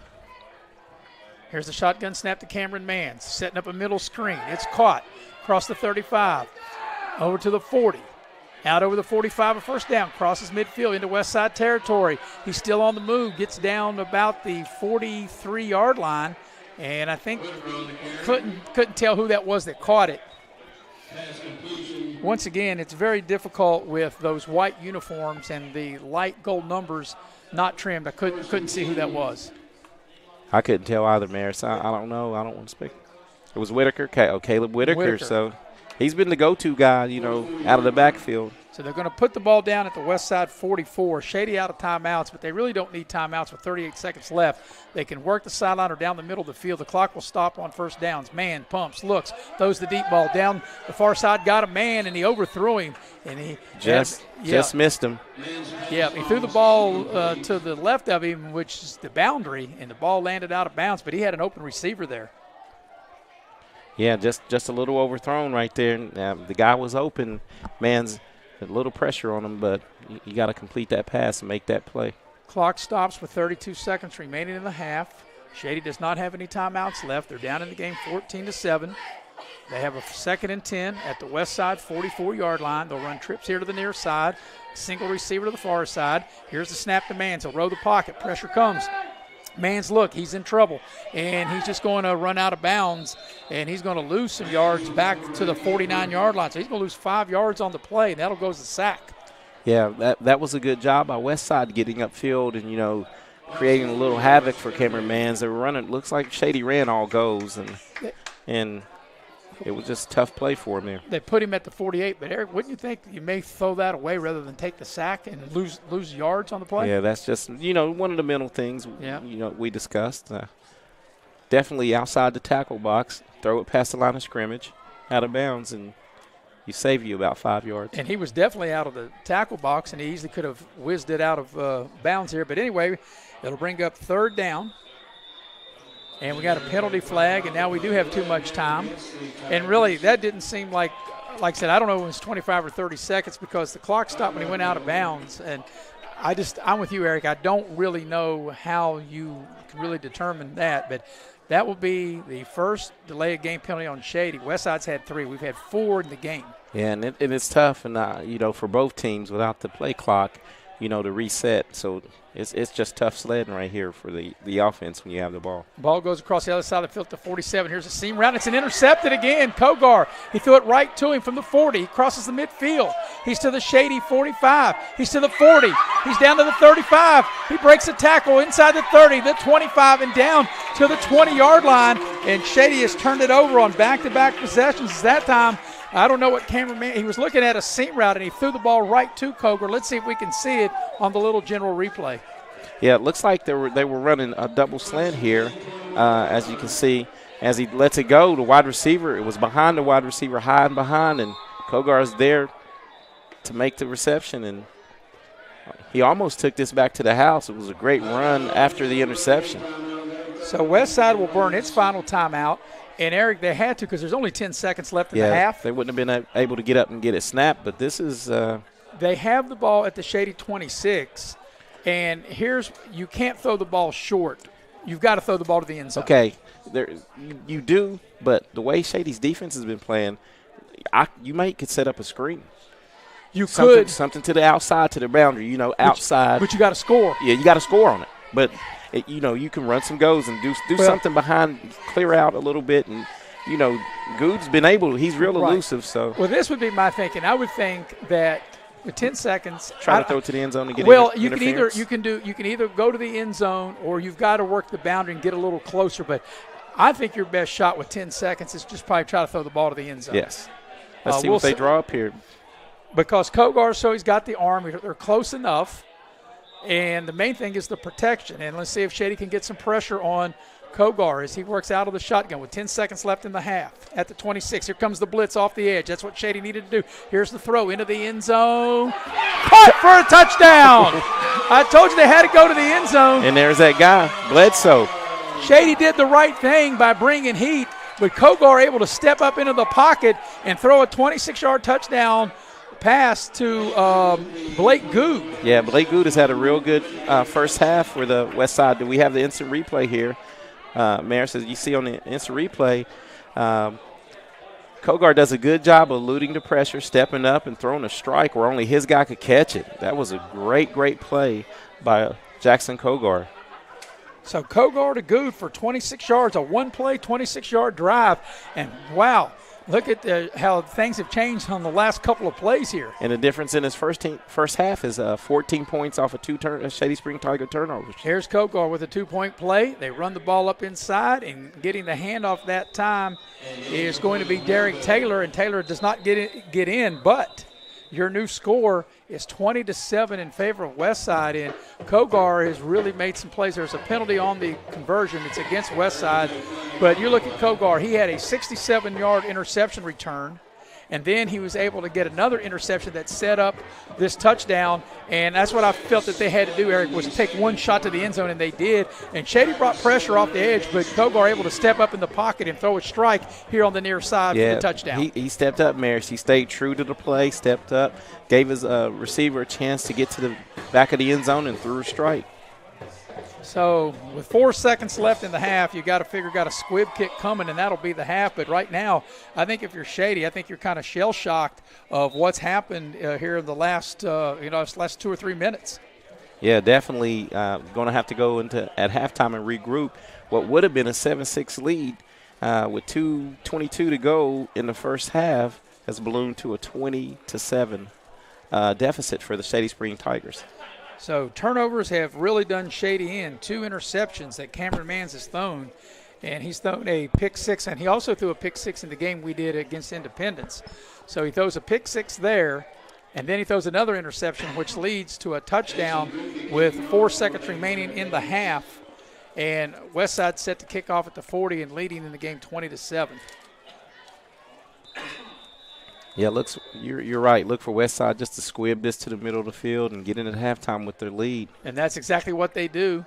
And the kickoff goes down to the 20-yard line, and it'll be returned by Shady. Nice return, and gets the ball out near midfield, but that will be the final play of the half. So your score at the break, it is Westside 20, Shady 7. You're watching live streaming coverage of exciting high school football here on Video Productions.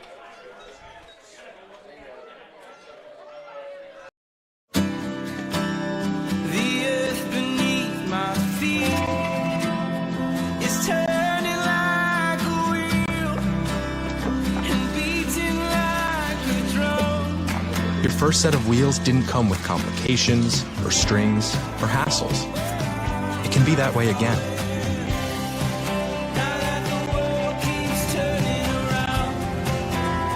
Tire Pros. Hassle-free, guaranteed. If you're looking to sell your vehicle, Auto Buyers of West Virginia is your solution. We buy all cars, trucks, vans, and SUVs and have a simple and safe way to sell your vehicle. We'll give you a free appraisal on your vehicle and make you an offer to buy it on the spot. Whether you're still making payments or have a clear title, we'll turn your car into cash today at Auto Buyers of West Virginia. So come see us at Cranberry Creek Shopping Center off Eisenhower Drive in Beckley. Auto Buyers of West Virginia, the simple, safe, and secure way to sell your vehicle.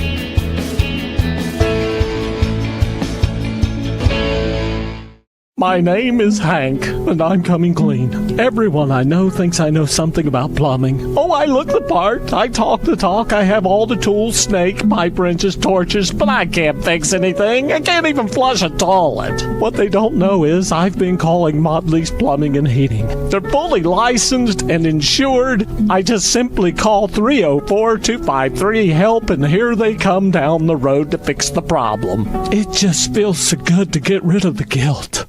What's more important to you when buying windows, siding, and doors? Is it energy savings, cost, quality, warranty, or perhaps collar options, low maintenance, service, or financing options. Or all of the above. Window World offers it all. We listen to your needs and go above and beyond your expectations. Schedule your free, no obligation in-home estimate by calling Window World of Beckley today.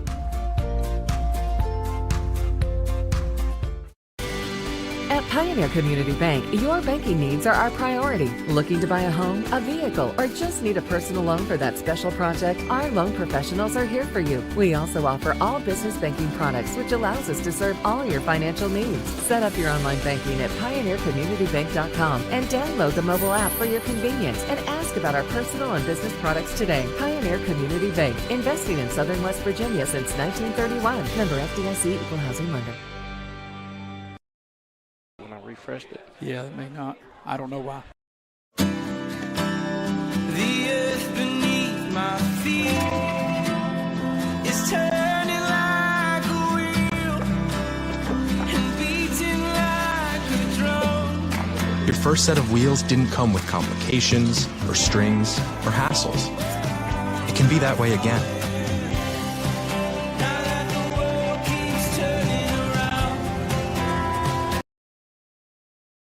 Yep. In fact, I'm going to put it on. Go ahead, bud. Former college football player, I realized that sports-related injuries can happen real fast. Hello, I'm Dr. Gross.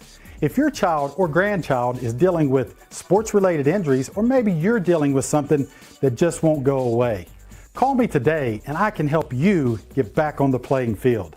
To better serve you, see us at one of our 3 locations in Beckley, Whipple, and Sophia at the numbers listed below. So take care of yourself. You deserve it.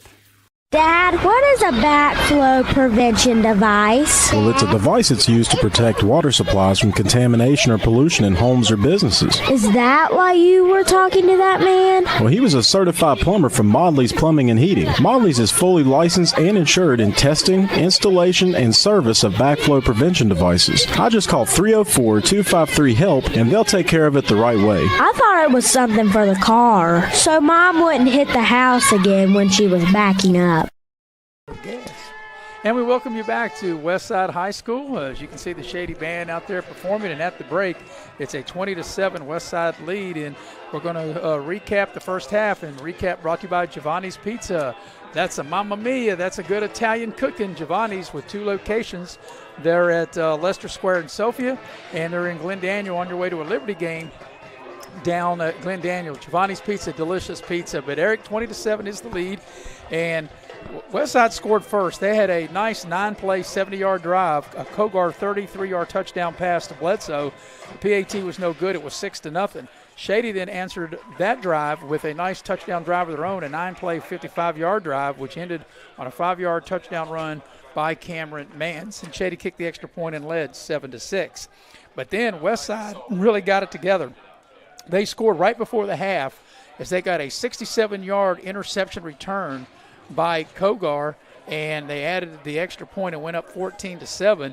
And then Kogar was able to get another interception and return it back to the Shady 26 from his own territory from across the 40. And they only had 10 seconds left in the half. And they, as we talked about, Eric, before the play, I thought one play they would go to the end zone. What they did, and they threw a 26-yard touchdown pass from Kogar to Good, and they missed the extra point. But Westside in front, 20-7. So, Eric, what's your takeaway from the first half? Well, the first half is, turnovers and minimal mistakes. Teams pretty much played even, when we go over the numbers here in a bit. Pretty much an evenly matched game. The difference in the game are the 2 turnovers that turned into 14 points for the Westside Renegades. And if you're struggling offensively, as the Westside Renegades have been doing, that those defensive plays have really ignited this team. Yeah, Eric, when you think about it, in this first half, Westside has scored almost as many points in this first half as they've done for the whole season. They have scored 34 points in their previous 4 games combined, and now they've got 20 here at halftime. Yeah, 20 and a half, and we said that it just takes a little bit to get you going, and Blake Good really has been the difference as far as offensively. He's done a little bit of everything, catching the ball and running the ball between the tackles and outside the numbers. And we'll get into those stats after we take a break as you are watching live streaming coverage of high school football here on Video Productions.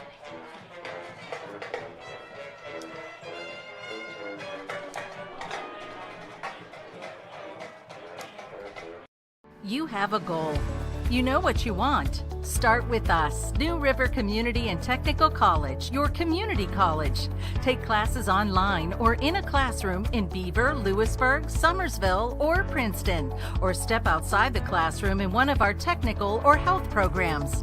Find flexible and affordable options to help you reach your goal. It's closer than you think when you start with us. New River Community and Technical College. Apply today. Massey Power Sports is your one-stop off-road and tractor destination. We have an awesome selection of side-by-sides, ATVs, dirt bikes, tractors, and kid machines. Our machines come loaded with features the other brands don't have and will save you thousands of dollars versus the competition. Massey Power Sports offers the best prices, the best service, and the best warranties. Our locations in Beckley and Cross Lanes are here to serve you. Online at MasseyPowersports.com. Massey Power Sports. We power your work and your adventure.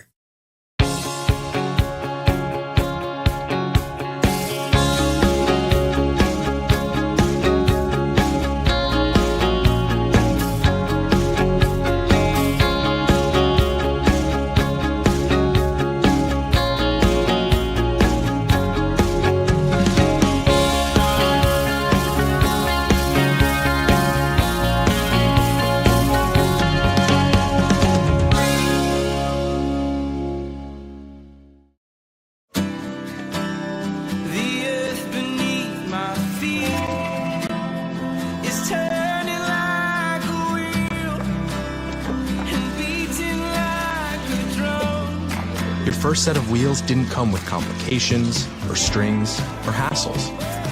It can be that way again.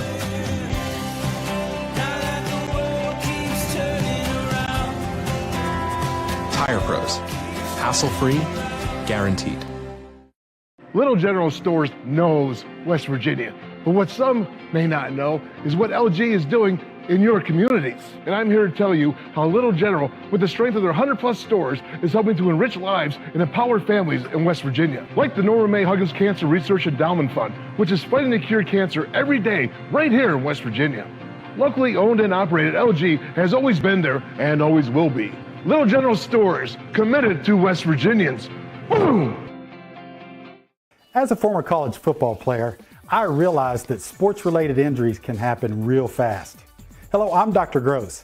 If your child or grandchild is dealing with sports-related injuries, or maybe you're dealing with something that just won't go away, call me today and I can help you get back on the playing field. To better serve you, see us at one of our 3 locations in Beckley, Whipple, and Sophia at the numbers listed below. So take care of yourself. You deserve it. We welcome you back to Westside High School, home of the Renegades. I'm Maris Lowry with Eric Thomas.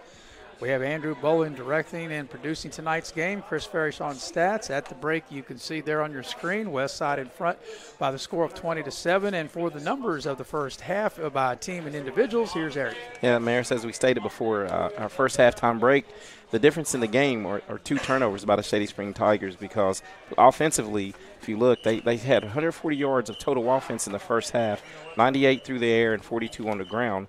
Cameron Manns is 7 of 17 for 98 yards with 2 interceptions. And on the ground, Caleb Whitaker has 6 carries for 45 yards. But the difference is the 2 interceptions, 2 key interceptions in the middle of the second quarter. Right there toward the end. Toward the end with 2 minutes that yes. both led to scores. And on the flip side, Westside has 180 total yards, just 40 more total yards, but 117 on the ground. And they're led on the ground by Blake Good, and he's had a real good first half. Has 86 yards on 16 carries, and he also has 128 total yards, so he's done a great job on the receiving end. And Kogar has thrown the ball past for 6. He's 6 of 9 for 63 yards and 2 touchdowns, and nothing was more big than that second tunnels right to end the quarter. And, Eric, you talk about Good. Out of the 180 total yards, he has 128 all-purpose yards between running and catching. Yes. So. And he's really done work. But as you mentioned, the two big turnovers, Shady was up 7-6, and then Cameron Mans throws a pick six. Kogar picks it off, runs it back. They get the two-point conversion. They go up 14-7. And then Shady driving to try to, tie the game there before the first half, and they throw another interception, and Kogar picked them both off, and Kogar set them up at the 26-yard line. They only had 10 seconds left in the half, and we were talking before the play because Westside had called a timeout. I felt that if you're Westside, you had to go to the end zone, and if you're Shady, you had to bring pressure. Shady brought pressure, but they weren't able to get to Kogar, and he threw a beautiful ball here on the near side that was caught by Good for a touchdown. Yeah, you're exactly right, and as I assessed looking back, you were spot on because with 10 seconds to go, you have to run something to the boundary or the end zone, and maybe two things could have happened where he threw it. It could have been interference or a touchdown.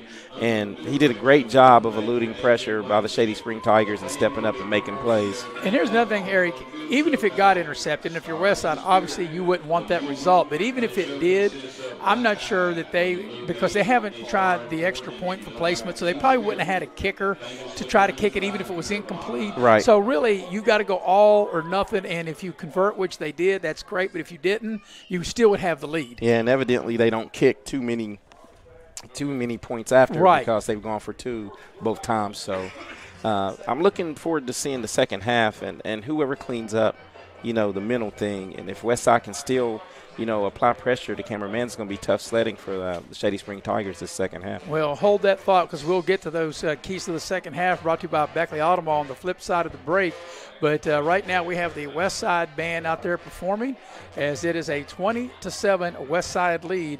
Westside trying to get their first win of the season. They are 0-4, and Shady is 2-2. And, Eric, something that you said, and you're talking about being spot on, I think you were spot on back in the pregame because Shady really to try to get to the playoffs, to try to get where they need to be or where they want to be, they've got to figure that they've got to be able to win this game here tonight. And so this, I think, is really I don't know if you say a must win, but it could really, Shady's playoff chances could take a real blow if they don't pull it out. Yeah, I thought this was key. I don't know exactly who they have left on the schedule, which you probably have, but I thought this was going to be a swing game for them. You come and get this, this win and get a little momentum leading into the Wyoming East game next week. Well, right. So after tonight, they go to Wyoming East, and I would think they would be the favorite in that.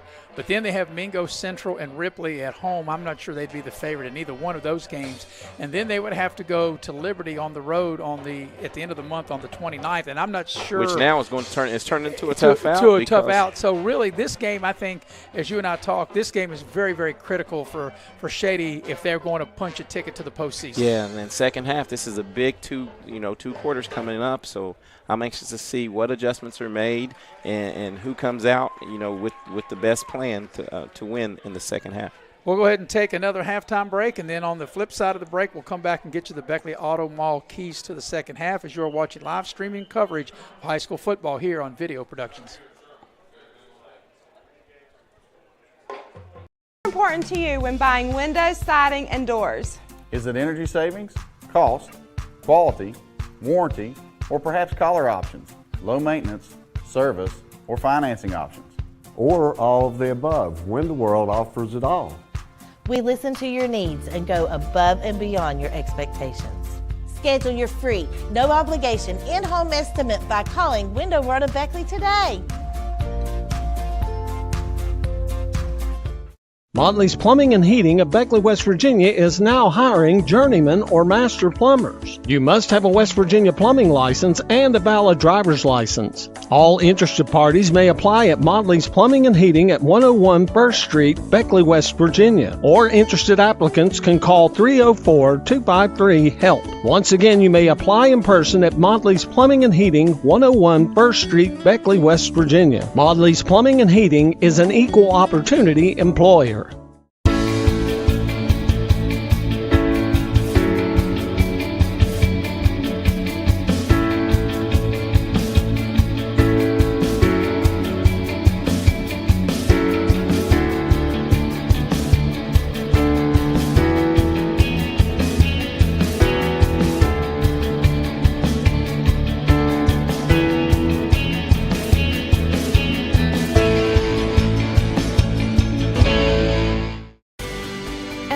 Community Bank, your banking needs are our priority. Looking to buy a home, a vehicle, or just need a personal loan for that special project? Our loan professionals are here for you. We also offer all business banking products, which allows us to serve all your financial needs. Set up your online banking at pioneercommunitybank.com and download the mobile app for your convenience and ask about our personal and business products today. Pioneer Community Bank, investing in Southern West Virginia since 1931. Member FDIC, Equal Housing Lender.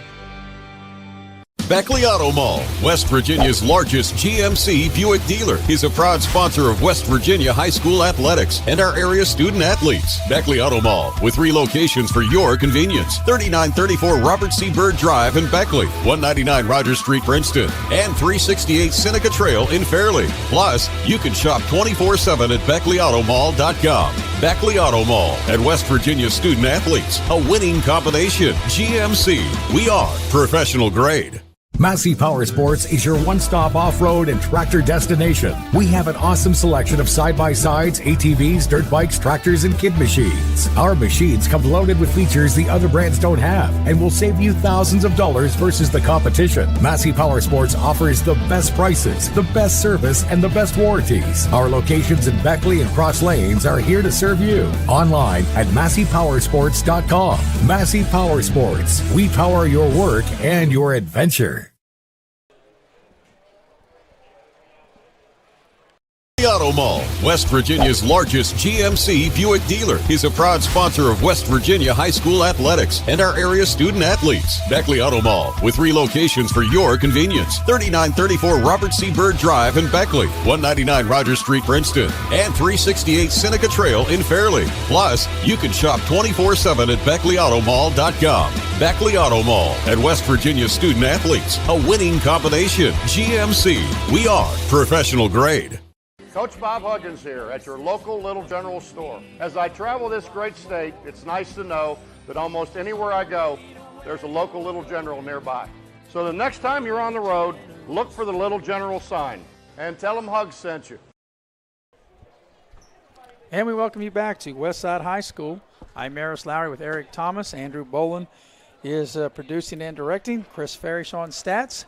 20-7 is the halftime score in favor of Westside. It's a beautiful October night here in Wyoming County. And Eric, all right, so we're going to put your coaching cap on. First of all, you are Vince Colacerto in the Shady locker room. Your Beckley Auto Mall keys to the second half, brought to you by Beckley Auto Mall. Rick Lewis, Chuck Bentley, Mike Earhart, John Fornash. Go see them, Beckley Auto Mall, GMC. They'll take excellent care of you and get you in the vehicle that you're looking for. Okay, Coach Colacerto, what are you telling your troops in the locker room? Well, the first thing I would address is penalties, drive killers. So come out and play a clean half of football, and on this first drive, let's establish this run. Cameron, protect the ball just a little better, because the difference in the game right now are the 2 turnovers, and if we were able to do that, we could come out with a victory here on the road. All right, before we get you into the West Side locker room, are you surprised that Shady really hasn't taken some deep shots down the center of the field? That surprised me. We haven't done that in the first half. It surprised me a lot, because if you look back, even in the Nicholas County game, they're able to go vertical if given some time. So I'm surprised, because Westside plays a lot of man. They don't, they play one safety high. So if you go, they've been going trips to one side and one single. I mean, just got to take advantage of matchups and try to go deep. And in that Nicholas County game that we did with Shady, you remember Cameron Mans threw a 28-yard and a 99-yard touchdown pass to Jacob Showalter. And Showalter and Mackey, both excellent receivers with good speed. And I'm surprised they really haven't tested down the middle deep on Westside. Yeah, down the middle deep. And maybe that's a formula that they're going to use in the second half. So we'll see if Coach Colacerto makes that change and tries to throw it vertical a little bit. All right, now I'm going to put on your Westside coaching cap. And if you're Tyler Dunnigan, what are you telling your troops? Hey, look, guys, we just got 2 defensive touchdowns to forge us to this lead. And if we can come out, stop Shady on downs this third period, and string together another 9 to 10 play drive, you could possibly put this game away in the third period. Well, when you look at Shady, they had 5 possessions in the first half, and their first one, they turned it over on downs, and they started at the Westside 32, and I thought that was critical, Eric, right off the bat, that first drive, and they ended up turning on downs. They did get a 9-play, 55-yard touchdown drive, their only score in the first half, the 5-yard run by Cameron Mans, but then they turned it on downs, and then they had back-to-back interceptions, a 67-yard pick six that went against them, and then they had a pass intercepted, which led to the last touchdown of the half. So downs, a touchdown drive, downs, and then 2 interceptions. Yeah, and interceptions, anytime you turn the ball over in any game, it gives the offense an extra set of downs or whatever, and Westside's really capitalized, Maris, on the 2 turnovers. And here's another thing, too, Eric, and I think you'll agree with this. As bad as that last 4 minutes of the first half was of Shady, they get the ball to start the second half. They'll be going right to left on your TV screen. If Shady's able to take this third quarter kickoff and go down and score, they're right back in the game. Yeah, exactly, and that's why I think Coach Colacerto, if you have anything that you haven't used in that first half, do it now, because this is the drive of the game. I really feel if you can go and skip points here, you really put the onus back on Westside to really come up with something offensively, and you're right back in this game. Well, I would agree with Eric. I think this is a big drive, and I think this opening drive, I think, will set the tone for the remainder of the second half. Yeah, exactly, and whoever wins this opening drive, offensively, defensively, could go on to win this game. Well, Shady will have a couple of their receivers back inside the 25. They're not expecting a real deep kick. And it'll be Showalter here on the near side. And can't quite make out that number on the far side. And like I said, I don't want to complain too much. I know I complained before when we had Shady at Independence. And when you have white jerseys with light gold numbers, it's very difficult to see the numbers. So we apologize for that. But we're ready. We got it teed up. The ball between the numbers, between the hashes here at Westside. The Renegades lead, as you can see on your screen, 20-7. And we're ready for second half action. Westside looking for their first win. They're 0-4. Shady's 2-2. And we're ready for half number 2. Third quarter ready to begin. The referees say everybody's ready. They got it teed up. And here comes the third quarter kickoff. It's a squibber right down the middle. Takes a big high hop. It's short at the 35. And Shady gets it across the 40, across the 45, midfield. Here's a good return, and Shady's going to have excellent field position to start the first drive of the second half down inside the 45. And that's going to be Caleb Whitaker. I know it was hard for you to see, partner. I got my binoculars out. Caleb Whitaker does a good job of starting this Shady Spring first possession in Renegades territory. Yeah, they'll set up shop 1st and 10 at the Westside 44-yard line. So the ball was, like I said, it was kicked short. And that's about all we've seen pretty much all year, Eric, is all these kickoffs short, and then the up guys able to get good field position for their offense. So here's a first down. Here comes a run, and it's going to be down to about the 40-yard line, and I'm not sure that might have been Whitaker as well. Couldn't really tell. I think that was Bryson Pinardo. So it could be Pinardo. Gets the ball down to the 40, a gain of 4 on first down, 2nd and 6. And good positive yards here, and looks like Shady's coming out with a little fire in them. They fired out of the huddle. Once again, out of the shotgun, here's a handoff. This is Whitaker taking it to the far side. He's up inside, crosses the 40, gets to about maybe the 38-yard line, a minimal gain, and brings up third down. Yeah, so right now this is definitely 2-down territory if you're thinking right here by Coach Colacerto. So get your best 2 plays to pick up this 4 yards. Yeah, they'll spot the ball at the Westside 38. They need to get to the Westside 34. That's the spot to make. We're in the first possession here of the second half. As you can see on the screen, Shady's down 20-7. Cameron Mann's out of the shotgun. Waits on the snap, takes the snap, fakes a handoff, rolls to the near side, throws the ball, got a man. It's caught for a first down. That's a nice catch. And let's see who's able to haul that in. That's going to be Gavin Davis again for his 3rd reception of the game. And each reception he's had has gone for a first down, Maris. Yeah, that'll be a nice 8-yard completion, and that'll move the sticks. That'll be a first down for Shady at the Westside 30-yard line. Oh, sorry, Maris, but look for them to do what you said right there. They ran an out and a go on the outside. And if next time that cornerback sucks up, they're going to throw it over top.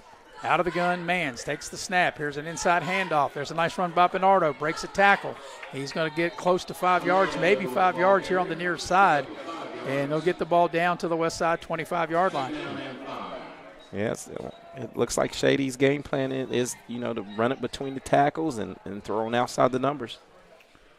So thus far on this drive, it's worked. This will be the 5th play of the drive. It'll be 2nd down and 5 for Shady at the Renegade 25-yard line. So out of the shotgun, Mans will work. He's got backs to both sides of him. Takes the snap. Play fake. Sits in the pocket. Now pressure comes. Going to throw it short. Makes the connection. It's a 1st down. Ball will be inside the 15, down the sideline, and into the end zone. Is he in? No, I think they're going to mark him at the 1. At the 1-foot line, and that's a tremendous play. It'll be 1st and goal for the Tigers.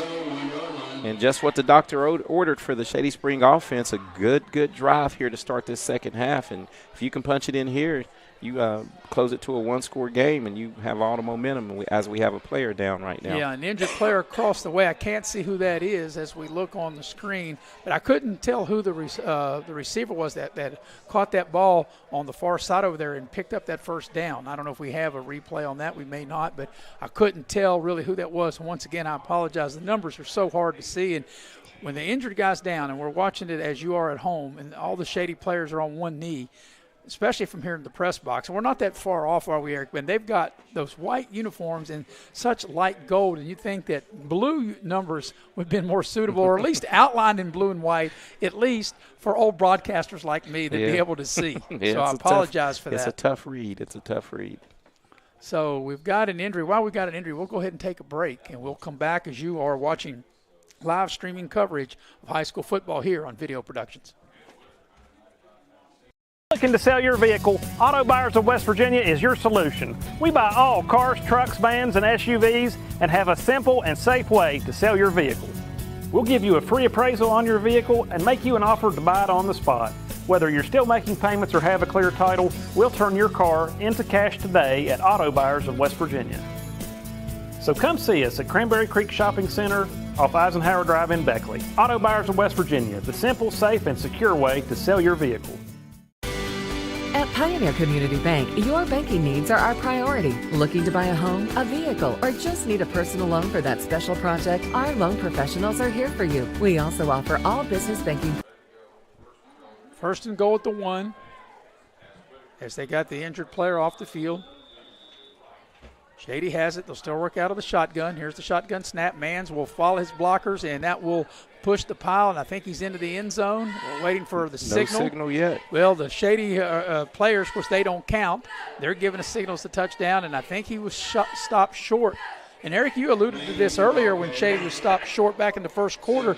They only need a yard, not even a full yard, and they still run out of the shotgun. Maybe we're just a little old school, Maris, but I'm thinking if I have a 6'4", 200-something quarterback, I'm going to go under center. Yeah, 215. 215. Well, I'm with you. And give it 5 inches. I don't know if that's old school, but if I'm closer to where I want to go by being under center, so they're going to run out of the gun again. Here's the shotgun snap. This time it'll be a handoff, and this time Shady will get into the end zone for a touchdown. I couldn't see who that was. Caleb Whitaker. Whitaker into the end zone. So it was a nice drive, a 7-play, 44-yard drive. And Whitaker gets the 1-yard run. That cuts the lead to 20-13. And there's 8:51 left in the 3rd quarter. And let's see what Shady, they will elect the PAT from placement. So Whitaker, a 1-yard run. And that's 7 plays, 44 yards. And here comes the extra point, and the snap is good, the hold is good, and the kick is also good.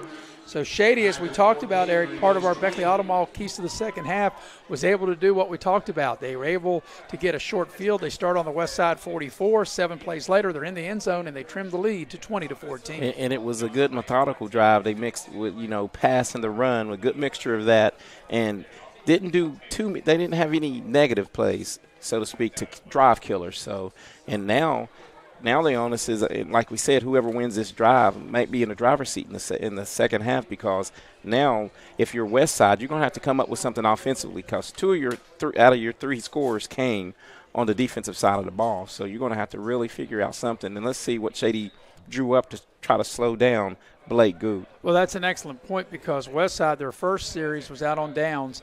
They had their only offensive touchdown was a 9-play 70-yard drive. Then they went downs, and then they were able to get the interception for the pick six for a touchdown and then get the interception and the one-play pass into the end zone. So you're right. So now it gives Shady some momentum and puts the pressure on Westside to be able to, at least if you don't score, at least pick up some first downs. Yeah, and what you exactly, and doing that, picking up a few first downs, it flips the field position and you're able to pump. So let's see. I look for Shady defensively to really attack the line of scrimmage to try to, stop that run and make the quarterback, which is Jackson Kogar, beat them. So here comes the kickoff, 20-14, your new score.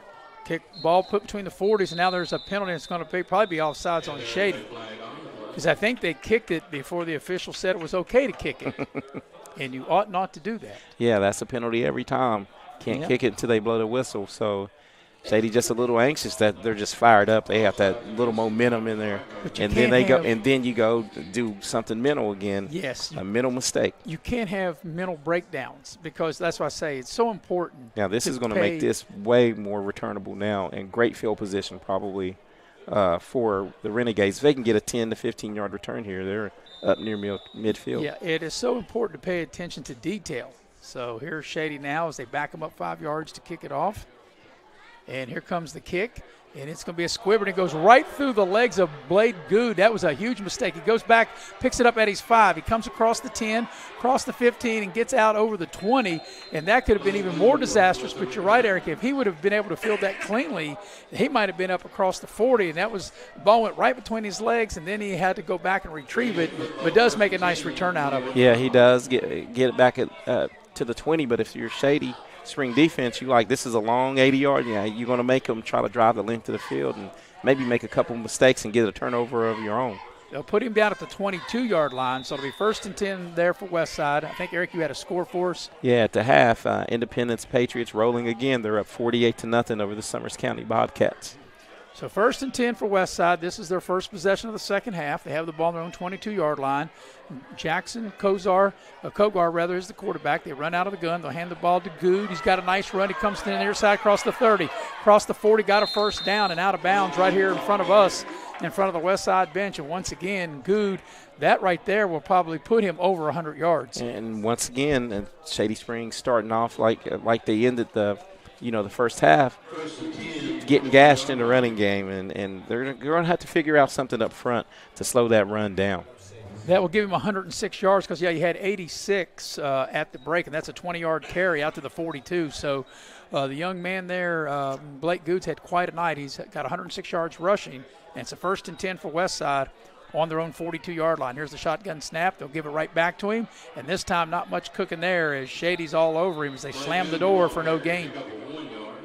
And that's what Shady Spring defense is going to have to do, Maris. In order to win this game, they're going to have to slow this run offense down, Westside Renegades. They're actually going to give Good a 1-yard pickup out to the 43-yard line. So it'll be 2nd down and 9 for Westside. Have the ball on their own 43. As you can see there on your screen, Westside leading 20-14. It's going back and forth. And now here's a 2nd and 9. Twin receivers to each side. Here's the shotgun snap. They're going to hand the ball off to Good inside. He busts it to the outside. He gets over the 45, and he's ran out of bounds here on the near sideline at about the 46-yard line. It'll bring up a 3rd and short coming up for Westside. So they put the ball at the 46, and they're going to have to get across midfield. So they're going to need 6 yards on this 3rd down play to keep this drive alive with 7:50 left here in the 3rd quarter and leading 20-14. Maris, I look for them right here out of this formation here. Look for them to do something to the left side, the wide side of the field, maybe run the offense. Here's the snap to Kogar. Pressure comes. He eludes it. Now he's in trouble. And he steps up in the pocket, and he flips it out. A dangerous play. It's caught by Good. He's got a first down the near sideline as he's run out of bounds at the 43-yard line. That was a great play by Kogar, able to keep that play alive. I can just flip it out there. And, what was even better is the running back stayed behind him to make that an option lateral make right it a legal there. play. Legal play. So on the first down, that was a big 3rd down conversion They'll get the ball down to the Shady 42-yard line. That was a huge, like I said, a huge connection and conversion there on 3rd and 6. And Jackson Kogar is showing like he's to be so big, he's pretty elusive, Maris. Dodging the pressure that's coming up. Second time tonight, you cannot get in the huddle with 12 and break and have a guy come out. They did that twice at Independence as well. And it's a drive kick. It just drives you crazy. Like you can't line up in your huddle with 12 people and then break the huddle and have a guy come off the field. Yeah, that's just personnel issues. Another backbreaker. Each time these teams get a little momentum, they do something to get behind the chains. Just an unforced error there. Just something that you have to clean up to win football games. So 1st and 15. Here's a keeper. Kogar to the near side, cuts it up and not going to get much. He might get to the 45. Depends on where they put him down, but he didn't get a whole lot there. And Eric, honestly, I think that you'd be better off if you broke the huddle with 12. You'd be better off just staying on the field and so hopefully they don't catch it because they're definitely going to catch you when you run off the field. When you're running off crazy, just. I mean, it's going to be a penalty either way, so maybe them have to counter. Yeah, make them catch it. Actually, that'll go for no gain. So it's going to bring up 2nd and 15. The ball is still at the Shady 47-yard line. So let's see what Westside will cook up here. Here's the snap. Pressure comes. Kogar throws to the far side. Got a man out there, and it's almost caught and picked off. It is intercepted maybe. He might be out of bounds. The ball was deflected in the air, and it was intercepted, but the Shady defender is out of bounds on the far side, and that will go as an incompleted pass. It went from almost a great circus catch by the Renegades to almost a great circus interception, but none of it was illegal, all out of bounds. So the clock will stop on the incompletion with 6:52 left in the 3rd quarter. As you can see on your screen, 20-14 is the lead for Westside, and they've got a 3rd and 15 here at the Shady 47. Working out of the gun. Jackson Kozar takes the shotgun snap. They'll pitch the ball to Good on the far side. Good will cut it up inside, and he'll get across the 45 down to the 44, but it's still going to be 4th and long. And I think if you're Westside, you probably want to punt here. Yeah, down and distance. I would try to pin Shady Spring, inside the 20. So we'll see what they decide here. And because Eric, your punter's your quarterback, so. Here's another thing. We have not had a punt either way tonight, and they're not going to punt it here. Neither team has punted tonight, so they're going to go for it on 4th down. This is 4th and long at the Shady 44. Kogar in the shotgun, takes the snap, sets back, has time. Now pressure comes. He rolls to the near side. He looks. He throws. It's caught. It's going to be a 1st down. And more. To the 20 and more to the 15, the 10 to the 5, into the end zone for a touchdown. Noah Lusk makes the reception, and that was a nifty move. And once again, Kogar just showing his mobility, Eric, eluding the rush, able to come to the near side and deliver a strike and a nice yak yards after catch by Noah Lusk, and that will go as a 44-yard touchdown pass by Kogar as we watch the instant replay. Yeah, let's do this instant replay, and we'll see. Once again, Jackson Kogar has a little pressure about Shady Spring, but he's able to get outside the tackles, stay behind the line of scrimmage, and deliver a strike, and great run after the catch here. So Westside's got something cooking offensively now. So the drive is 78 yards in 8 plays. Here's the 2-point conversion. It's a running play off the right side, and they run the ball to Good, and he's going to come up across the goal line. He gets it in. So your new score is Westside 28, Shady 14 with 6:03 remaining here in the 3rd quarter. And Eric, we talked about how important it was for Shady to score on their first drive. How about Westside answering a scoring drive with one of their own? They answered it, and that was big. That was huge, tacking on that 2-point conversion down because it's a 2-score game. And if you're Westside, you got to be happy with not getting down after giving up that opening second-half drive and really coming back to answer the bell. And if you're Shady, you got to be scratching your head because if you remember on that penalty, that drive was 1st and 15, and that play right there ended. That was 4th and long. And not only were they able to convert on 4th down for the 1st down, but they turned it into a touchdown. And that's just really something you think defensively, Eric, you really can't give up. Yeah, you just can't give that up. If you're trying to win on the road, you just can't give up. What was that, a 4th and 13? Yeah, 4th and 13, and they convert on a 44-yard touchdown. I mean, that's just plays that can't happen. Can happen. So you definitely need to go down and get this back to a 1-score game probably by the end of this quarter because time's going to be your adversary here soon. I would agree. And, Eric, I think once again now the pressure's back on the Shady offense. I think they have to score. You're down 2 touchdowns. You got to score one before you can score 2. So they've got to score this one. Here comes a squibber. That's trouble. It should be a excellent field position for Shady, which they pretty much have had all night. Is going to start this drive up to be on the 40. Probably on the 40? Yep. Actually, they're going to say he's down at the 39, but still really good field position. So Shady will start this drive on their own 39-yard line. They are down in the game, 28-14 as you see on your screen, 5:57 for the third quarter. And now I think the pressure, actually now they're going to move the ball to the 40. And I think the pressure, as we talked about, Eric, now is back on the Shady offense. Yeah, and time's against you a little bit here. Like you said, you can't score 2 touchdowns at once, but you really need to speed the tempo up, I think, of your offense to try to get something going here, Maris. So let's see if Shady will take that shot. Even though they are going to play a safety up high, they're going to run the ball. And looks like, is this Whitaker? He breaks a tackle. He's across the 45. Yes, Caleb Whitaker. Good hard run. Good hard run as he picks up 7 yards on the play. No, I think that was, let's give him 22. Let's see if we have that. Sellers. That's James Sellers. James Sellers. And Sellers, he's a real good runner. Yeah, he was in the 6'1", 210. Yep, Sellers gets the ball out over the 40, out to the 48-yard line.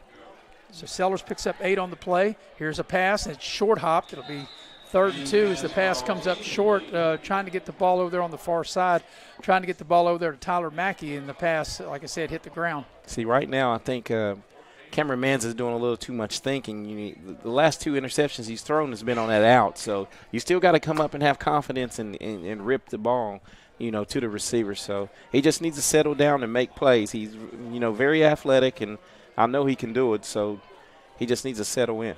So here's a 3rd and 2 on their own 48, out of the shotgun. Here's the snap. There's a penalty marker thrown. They blow the play dead, and it's going to cost Shady 5 a false start. False start, mental mistakes. Drive killers here. So now this makes it a really big player because you go from a 3rd and 2 to now 3rd and 7, and it changes everything dramatically. It changes the whole play call because right. you went from a run probably now to maybe a short pass or something like that. It just changes the whole situation. Well, a run or a pass on 3rd and 2. Now yes. You figure you're going to put the ball up right here. You become predictable. So here comes 3rd and 7 for Shady on their own 43-yard line. Shady down 2 scores, as you see on your screen. Here's the shotgun snap to Cameron Mans. Pressure comes. Mans is in trouble. They force him out of the pocket. He's on the roll. He looks downfield, throws the ball, and it's going to be intercepted. And that's the 3rd interception tonight, and that was an ill-advised throw because there was nobody open. That was good coverage back deep by Westside. Yeah, good pressure by the defensive end. I think that was Jackson Kogar, that applied the pressure there. And if you're Cameron, sometimes it's good just to live the punt. Some people will say that's as good as a punt, but that also fuels your defense, turning them over for a 3rd time tonight. Yeah, that's the 3rd interception by Cameron Mans, and Westside will start this drive on their own 35-yard line. And you're right, Eric, sometimes I don't know if that's good as a punt, especially after Westside had just scored, and now they have the momentum, and they're going to put the ball back at the 34-yard line. So that's where Westside will start this drive on their own 34-yard line, a 1st and 10. So here is Westside on the move with a 2-touchdown lead. Kogar hands the ball off to the left side. Good powers his way up to about the 40-yard line. They stack him up, and I think his forward progress will get him to the 40, and that will get 6 yards, and it'll be 2nd down and 4. Yeah, Blake Good's 5'10", 184-pound senior, Maris, and they've done a good job of riding this horse. He's offensively been like their spark plug tonight. And, Eric, I know that Shady does not have the explosive offense like Independence. But with that said, this is a complete different Westside team we're seeing tonight that we saw on Tuesday night. Yeah, you wouldn't even think it's the same team. You would not even think it was the same team at all. So it's a 2nd down from their own 40. Twin receivers to each side, and it's going to be a straight run by the quarterback, and he's going to pick up a 1st down. There's a penalty flag. That's going to come back. Going to be a hold on the edge, and that will nullify that 1st down run by Jackson Kogar. Yeah. I think the wide out was blocking a little too hard there after Jackson got sprung. Let him go. I think when you throw your hands up, you kind of admit that you did something. So. Well, that's what I'm saying. Like I said, if you're going to break the huddle with 12, you shouldn't do it. If you're I'm out with there you. and Stay there's on the 12, field. stay on the field, and let's see if the officials will catch it. And if they do, it's going to be a penalty Still the anyway. same. Right. It's so, still the same. But when you run off, they're going to catch it. Well, that penalty is going to take the ball all the way back to the 30-yard line, the 10-yard penalty. So now it'll be second and long. They've got to get out to the 45-yard line. Kogar takes the snap, throws the ball short. It's caught for a very short gain. Hauling that in will be, who was that? They called that Bledsoe. Dale Bledsoe made the catch on the far side, but a very minimal gain.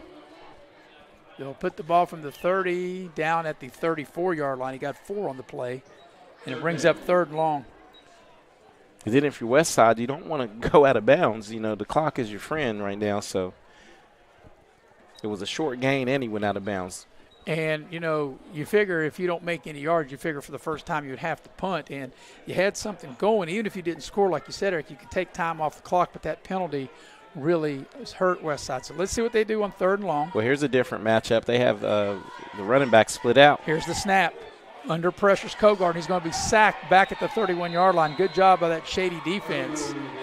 And that'll force the first punt of the night by either team. So the loss back to the 31. You would have never thought with 3:50 on the rolling clock in the third period that you would see the first punt of the night. The very first punt, yeah. So it's going to be fourth and long, punting time. And Shady, if they field this, they should come away with excellent field position. So back to punt the ball away will be Good. He gets the snap. He's set. Pretty good kick. It'll be caught by Shady here on the near side on the 40, across the 45. Got some room. This is Showalter to the far side, inside the 40, 35-30, down the sideline, 25-20, taking it to the house. Touchdown. This is going to be a 62-yard punt return by Jacob Showalter. 62 yards out, and boy, did Shady need that. A big play on special teams, and just like that, Shady back in the game, cutting the lead to 28-20 with the extra point coming. Yeah, he was shot out of a rocket right there. Great job of getting around the edge, and once he got around the edge, Maris, no one was going to catch him. He tight-roped the sideline. So Showalter with a 62-yard punt return. We're going to watch the let's try to get this on the instant replay, Little General instant replay.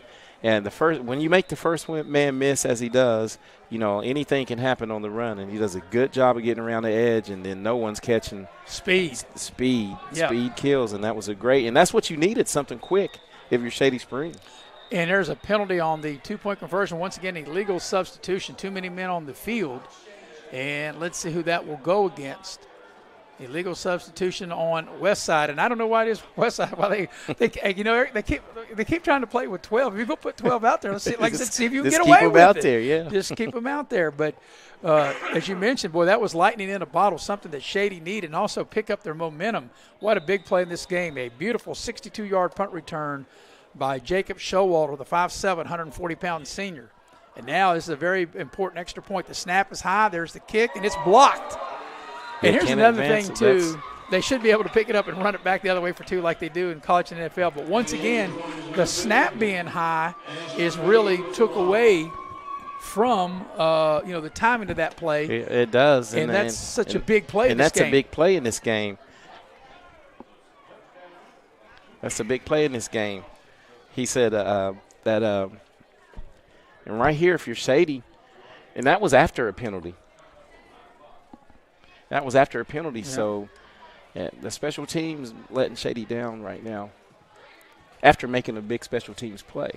Tacking on extra points has been real difficult for a lot of these a lot of these teams. So it's an 8-point game, 28-20 with 3:14 left third quarter.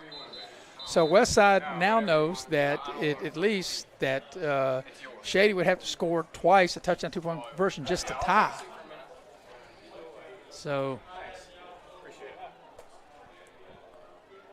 here comes the ensuing kickoff as Shady will tee it up between the numbers at the 40-yard line.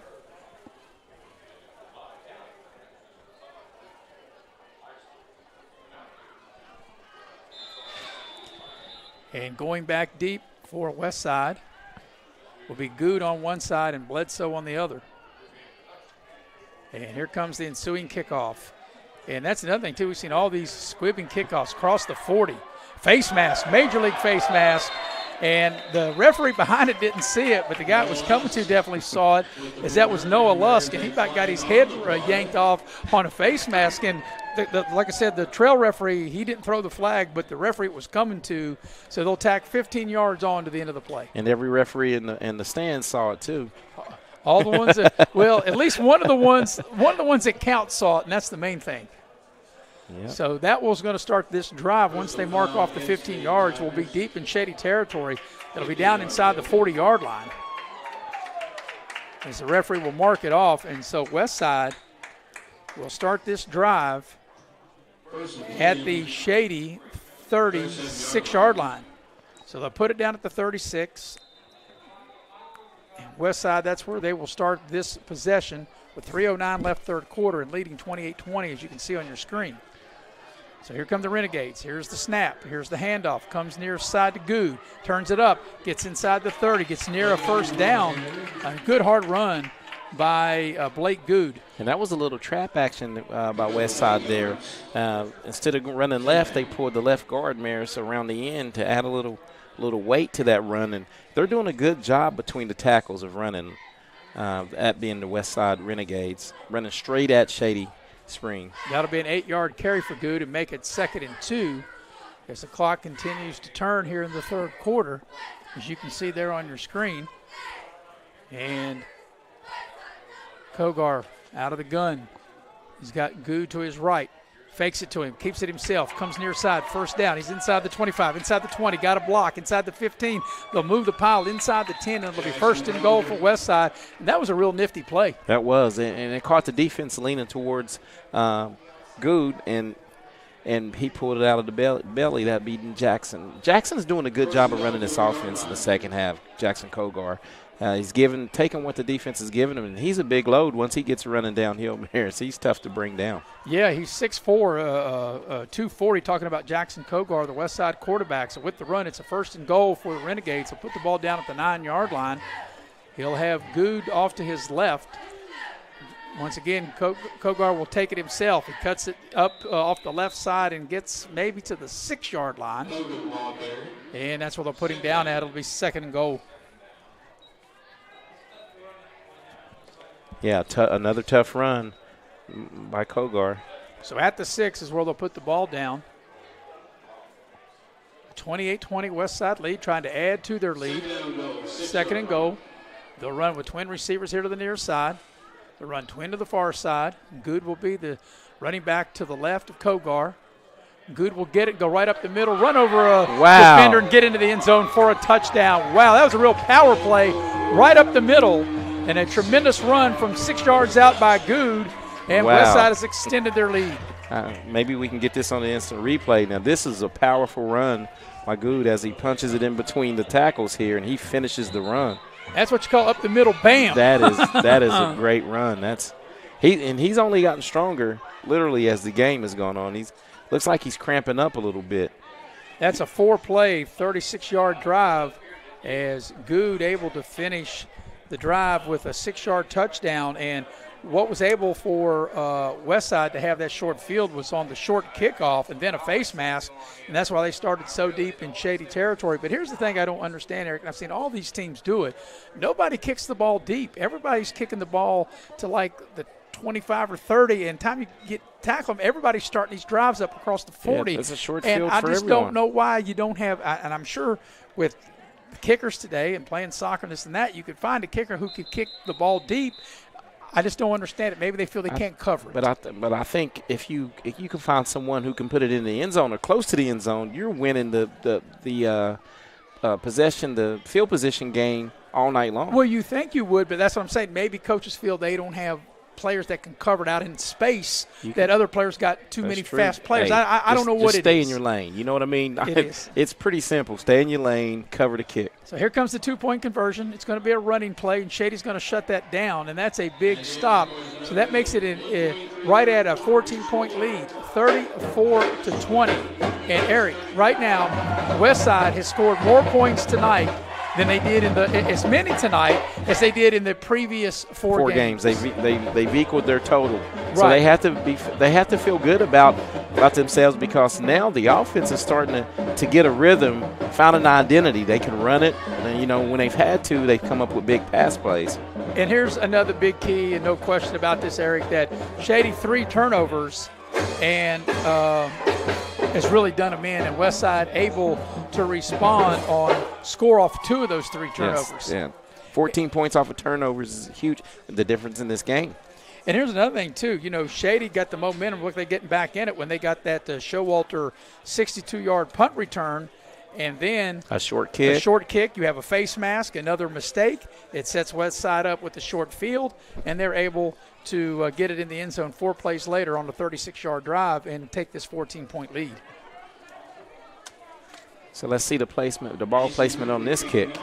Well, they've all been squibs, too. They've all been the up backs of Shady have been returning these kicks. I don't think there's been one kick that Westside has kicked off that's went deeper than the 30-yard line. And here comes this one. And this one won't go deeper than the 30 either. It'll be the up man, cross the 35, cross the 40, 45, gets out to the 46, maybe the 47-yard line.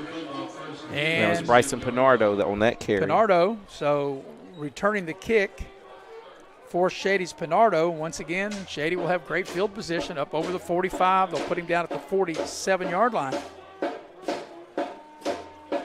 Once again, I really think coming out this drive, you have to play with some urgency, some tempo, as they say. Well, Eric, you're talking 1:15 left third quarter. I mean, yeah, you're 2 scores down. You've got to get 2 touchdowns and 2 made extra points replacement just to tie the game. Just to tie it. So you got to feel if you're Shady. I think you got to score on this drive. So out of the gun is Cameron Mans. He waits on the shotgun snap. He fumbles the snap, and he's able to get on it. And that's going to cost him a few yards back inside the 45. Yeah, it's just been a tough night. I would say behind center, but the quarterback running back exchange has been a little sloppy for the Shady Tigers tonight. Yeah, back inside the 45 to the 44-yard line. That's going to be a loss of 3 and make it 2nd down and 13. And we're under a minute as the clock continues to move here in the third quarter. Yeah. And now if you're Westside, you're thinking if you could get a couple quick stops here, you'll get the ball back to start, early on in the fourth quarter. Well, Shady doesn't look like they're in any hurry as they'll work out of the shotgun. They'll take the snap. Mans will roll the pocket. He looks. He throws short, and it's incomplete. It's short hopped. And once again, just not much on it. And, Eric, this is just me and my take of watching. And there's a player over there for Westside. Looks like he's got a cramp. Looks like the cramps are setting in. Noah Lusk. But to me, and I don't get your thought on this, but I think that Cameron Mans would be able to get more on it and be a better thrower if they wouldn't roll him out, if they just keep him in the pocket. Keep him in the pocket, let him set his feet. We watched him in warm-ups. He has a good, strong arm. But I think they're doing a good job. They're trying to roll, maybe roll the pocket for protection purposes as well. So could be. They really haven't had a lot of success when they have rolled the pocket. Here's 3rd and long. Here's the shotgun snap. Here comes a screen set up. It's a middle screen. It's caught. They've made the connection across midfield. Breaking a tackle. Nope, couldn't get away. Got away from one, couldn't get away from the second guy. And I think that was Pinardo. On the reception. Yeah. And that was Ashton Reed on the tackle. And it looks like he's coming up a little lane and coming off the field for Westside. And that's going to be the final play of the third quarter. So after 3, your score is Westside 34, Shady 20. You're watching live streaming coverage of high school football here on Video Productions. Looking to sell your vehicle? Auto Buyers of West Virginia is your solution. We buy all cars, trucks, vans, and SUVs and have a simple and safe way to sell your vehicle. We'll give you a free appraisal on your vehicle and make you an offer to buy it on the spot. Whether you're still making payments or have a clear title, we'll turn your car into cash today at Auto Buyers of West Virginia. So come see us at Cranberry Creek Shopping Center off Eisenhower Drive in Beckley. Auto Buyers of West Virginia, the simple, safe, and secure way to sell your vehicle. My name is Hank, and I'm coming clean. Everyone I know thinks I know something about plumbing. Oh, I look the part. I talk the talk. I have all the tools, snake, pipe wrenches, torches, but I can't fix anything. I can't even flush a toilet. What they don't know is I've been calling Motley's Plumbing and Heating. They're fully licensed and insured. I just simply call 304-253-HELP, and here they come down the road to fix the problem. It just feels so good to get rid of the guilt. And we welcome you back to Westside High School with Eric Thomas. I'm Maris Lowry. Chris Farish on stats. Big fourth down play, Eric, as we start the fourth quarter from the Westside 47-yard line. Andrew Bolin directing, producing the game. Here's Mans. He's got all day in the pocket, sets his feet. Now he's going to take off and run.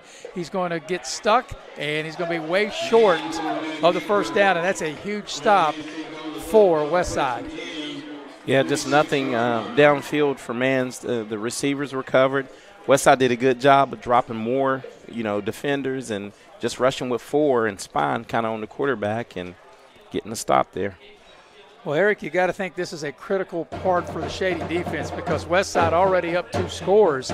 If they are able to go down and score and make it 3 touchdowns, that really would make it hard. It would be, I think, very difficult for Shady to come back and win the game. Yeah, maybe. And I think you'll agree. I think it's already going to be tough for Shady to win the game as it is, but if they were able to score again, it would make it really tough. It's definitely an uphill battle right now for the Shady Tigers, so you need a quick 3 and out here. And you're probably going to get a lot of run, a lot of Bledsoe, and here's first down from the 45, and Bledsoe gets it, and he doesn't get much.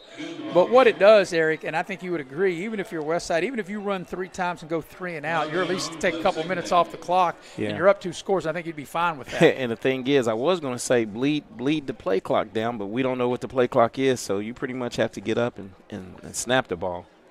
Right, and that's been difficult with the play clock not working tonight. So it's going to be a 2nd and 10 for Westside. They have the ball on their own 45-yard line, and they're up 2 scores, as you can see, 34-20. They'll work out of the shotgun formation with twin receivers to each side. Here's Kogar, pulls it down. He rolls the pocket. He throws the ball short, and it's incomplete, trying to get the ball over there to Noah Lusk. And that'll stop the clock on the incompletion. And that's one thing you don't want either. You don't want any incompletions. So. And bring up 3rd and 10. That's why I was a little surprised that they threw the ball. Yeah, I basically – not giving up on my offense, but run it. They've been real successful. Well, right. I'm not saying, like just like take a knee or run right up the middle. Yeah, do things that have worked. They've been successful, right, yes. Right. So 3rd and 10 coming up. Clock stops, 11-10 left in the game, 34-20. 2 touchdown lead for the home team, Westside. They'll work out of the gun, twin receivers to each side. Here's a fumble. Yep, and that play is disaster. Once again, a bad snap, and Kogard really had no chance on the play. And we'll see the second punt, but if you're Westside, you don't want to punt the ball anywhere near Showalter as he ran the last one back 62 yards for a touchdown. Yeah, you don't have those kind of specialists probably in high school, but you need to try to punt it as close to the sideline as you can to use the boundary as another defender for you. Well, I'll tell you this. I've never punted, but a specialist, if I could punt, give me the ball, point me in the direction of where to kick it, like the sideline. That's right. Like, see where this official standing out of bounds, kick it to him. If you're Westside. As now, here's a penalty, and guess what we got? Probably delay game. Too many guys in the huddle. Probably. That or delay game, yep. They got 12 guys out there. Hey, they caught it, though. Yeah, well. 13. Yep, they had 2 guys coming off the field. Now one guy comes off and the other guy comes off. But you know what? That is really frustrating as a coach that you keep having the wrong personnel. I know this is only the second time they punted, but I know that you work on this all week. You practice it all week, and you can't have the right personnel in there, so back them up 5. And here's the snap. Uh-oh. The ball's dropped, and now Shady's going to take over. See, and you have a mistake. Is that, once again, it was a bad snap. Good couldn't handle it. And now this is just what the doctor ordered for Shady. And now Maris, you're really looking at it. If you score here quick, something quick, you're right back in it. If you kick it, score quick, kick it deep, and it's a one possession game. With 10.5 minutes, and you've got a short field, you'll take over Will Shady on the Westside 25-yard line after that mistake on the punt. So you've got to convert here. New life for the Tigers as they're trailing by 14. Cameron Mans takes the shotgun snap. He'll pitch it out on the far side. Pinardo, he'll cut it back inside. He's got some running room and a nice, good, hard run. He's down inside the 20. He's near a first down. He looked like he got 9.5 yards, and he's about a half a yard shy of picking up the first down. Hey, we're about 20 yards here from the 15, 16 yards here from the old momentum shifting, Mayor, so like really quick. So it'll be 2nd and 1 for Shady, just outside the 15. They have to go to the 15 for a first down. They'll work out of the gun. Mans takes the snap, hands it inside to Pinardo. He'll fall forward, and that should be enough for a first down, and it will. They'll move the chains as he gets the ball inside the 15 to the 14. Hey, I think they're going to call this back for too many men on the line of scrimmage, which false start, illegal motion, too many men on the line of scrimmage. Wow. Illegal procedures, so it's going to cost them 5 yards and bring the ball back to the 21. And once again, just as you talk about, Eric, all these mistakes, these very mental mistakes, you got to pay attention to detail, and they'll take the ball back across the 20 to the 21, and it'll be 2nd down again.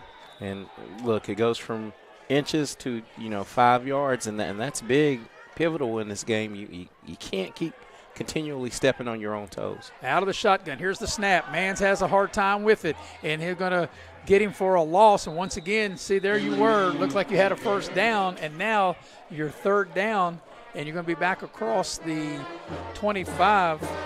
That's where the drive initially started, and maybe they're going to put him down just inside the 25 at the 24. So now it looked like you had a first down. Now you're looking at 3rd and 9 from the Westside 24. Yeah, now you're scrapping to even get a first down. So just the snaps, the quarterback exchange has not been clean tonight. Here's the 3rd and 9. Mans.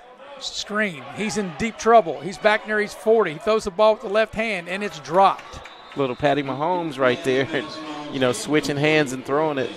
And so now the Westside defense has really stepped up. Of course, there's been penalty, couple drop snaps, but they've capitalized on all the Shady Spring mistakes in this game. 4th and 9, a very critical play because, boy, if you're Shady and you don't convert, you had a 1st and 10 at the 25, and then you had a 2nd and 1, Eric, really less than a 1 at the 16, and now you're at 4th and 9. If you don't convert, boy, this is really going to be hard on Shady on this 4th and 9 play. Yeah, it really is. This is a must get here. Trips here to the near side. Looks like there's zone. The shotgun snap. Mans throws the ball. It's caught, but it's going to be short of the first down. You don't go past the sticks and don't understand that, and Westside's defense comes up big and holds, and it will turn Shady over on downs. But Westside is 3rd and 9. They'll give you a 5-yard route all night long. And I think that's to Gavin Davis. That's the first catch that he's had that's not a first down. So they went to the well one too many times. That's his 4th reception, I'm thinking. The other 3 went for first downs. Well, they went too short. I mean, it was 4th and 9, and you only go 5 yards. You got to get past the down marker. So Westside will take over on downs. They'll put the ball down. Let's see where they've put it down at. Waiting for the referee to put it down at the 17-yard line.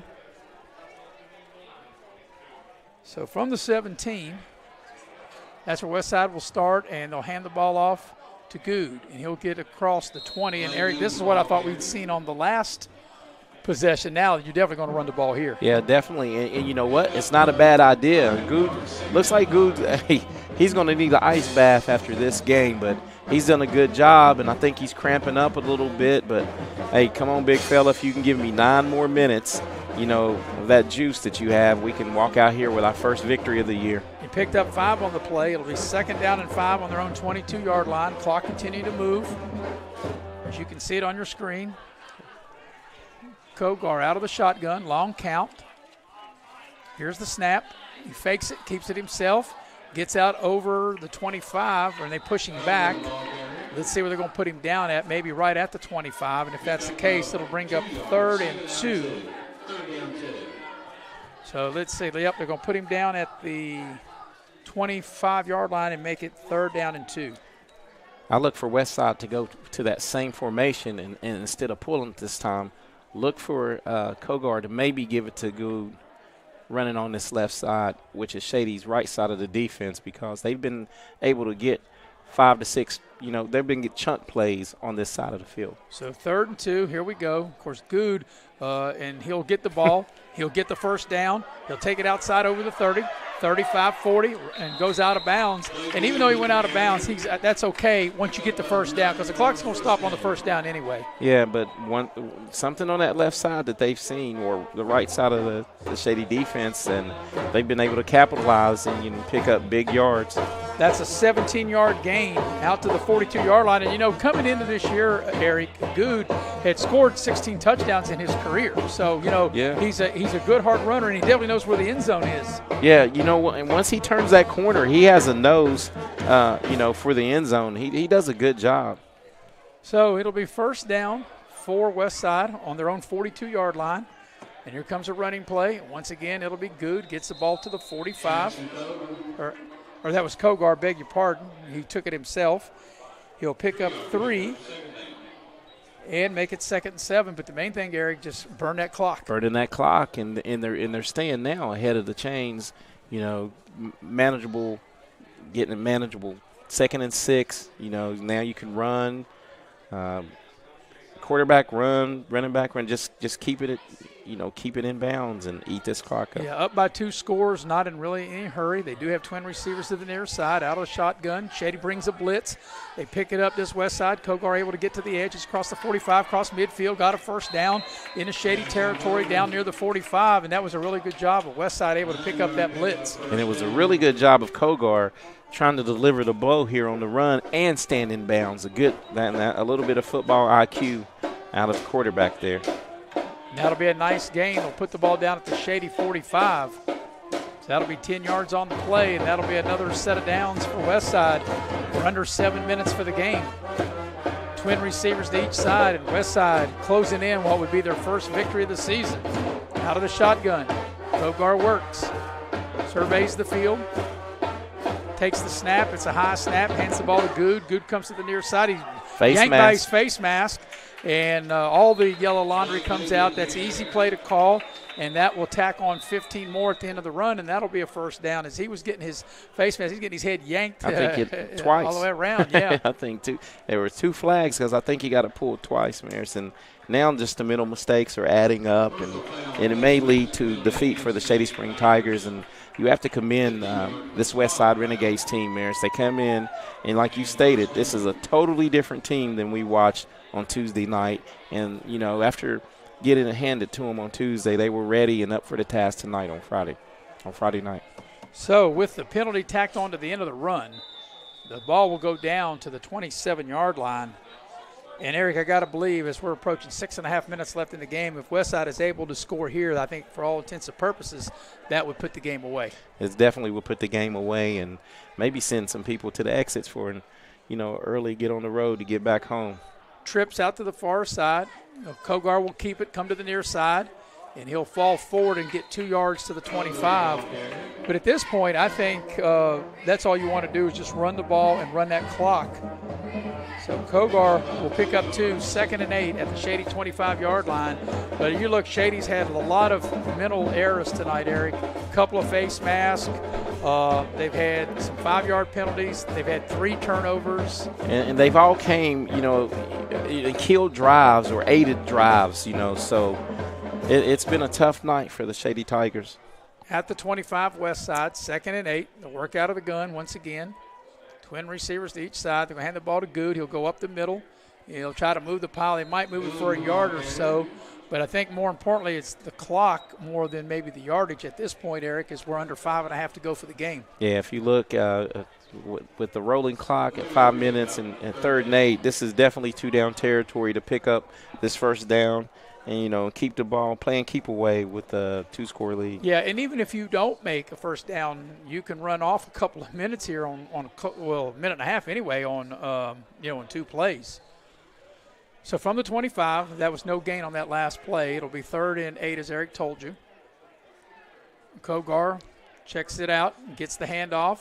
Going to throw a pass, and it's incomplete. I'm really surprised they tried that. The ball goes off the hands of the intended receiver, Noah Lusk. Yeah, they tried a little RPO there, and it was there. The ball just sailed a little bit.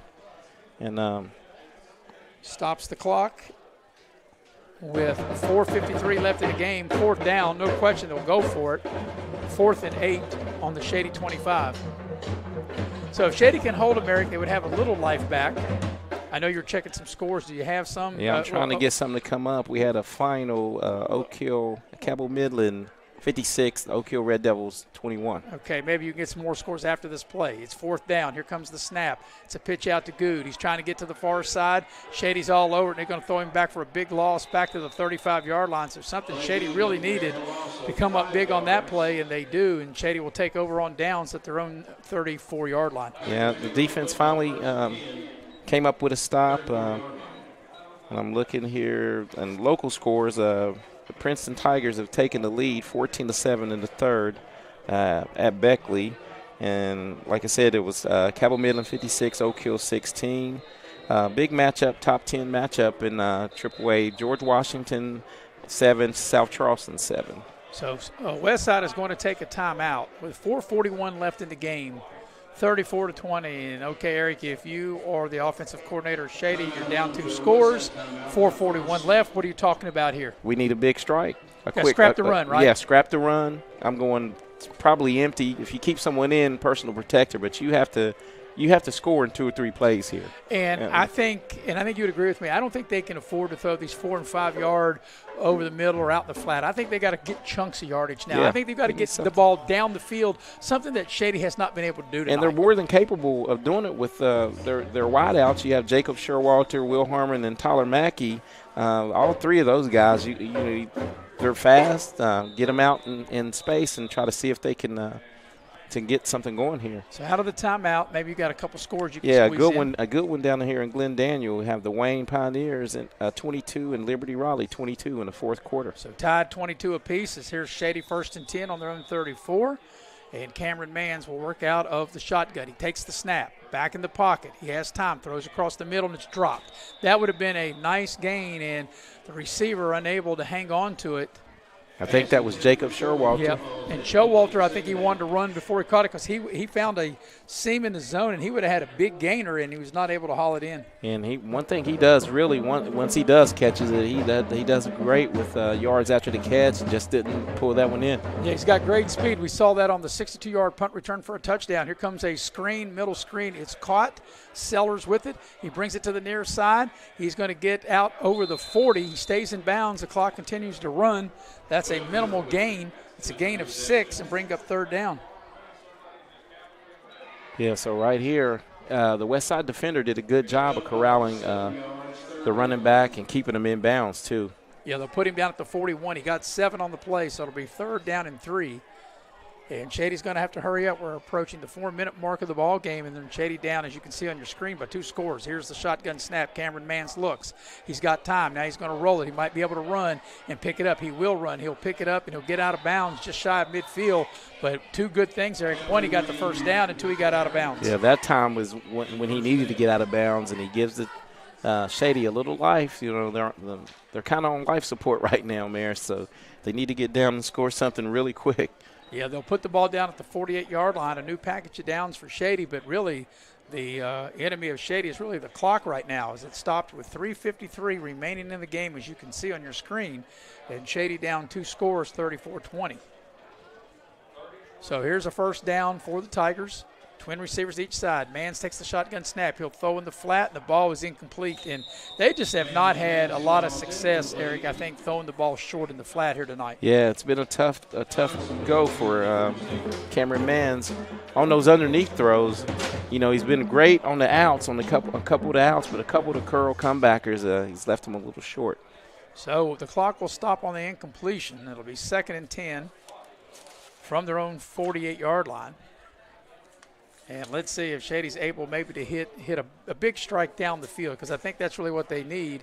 And, of course, Westside, they've got a deep back over the top, and they've got Blake Bledsoe to make sure nothing does go deep. And they're going to throw the ball here in the flat. They throw it short, crosses midfield. That is Whitaker. Nifty run and gets inside the 45, and they'll stack him up there about the 44-yard line. So he's going to be a little short of the 1st down. Clock continues to turn, and it'll bring up a 3rd down play. Yeah. 3rd down and about 2, Maris, and I've still yet to see him go deep. And right now you just need to pick the first down up. So maybe something, a quick out, get out of bounds. And so on third down and short, here's the shotgun snap. They're going to run the ball, get it to Whitaker. He takes it to the outside. Penalty flag is going to be a hold. It's coming back. He did get the first down, but it's going to be nullified by a Shady hold, and that happened right there in front of the referee, and that's what sprung the play. Yeah, so it's going to be 10 yards from the spot, and that's once again going to put him – it's going to be, what, third and probably 11? Third. Well, let's see. It was third and 2. And you take them, it's going to be about 14 or 15 because 15. It happens. It comes from the spot. Yeah, it comes from the spot, and that came about 3 yards behind the line of scrimmage on that play. So they're going to take the ball back into Shady territory as they walk off the penalty. They'll take the ball back inside the 45, bring the ball back to the 42-yard line, and it'll be third down and an Uber ride.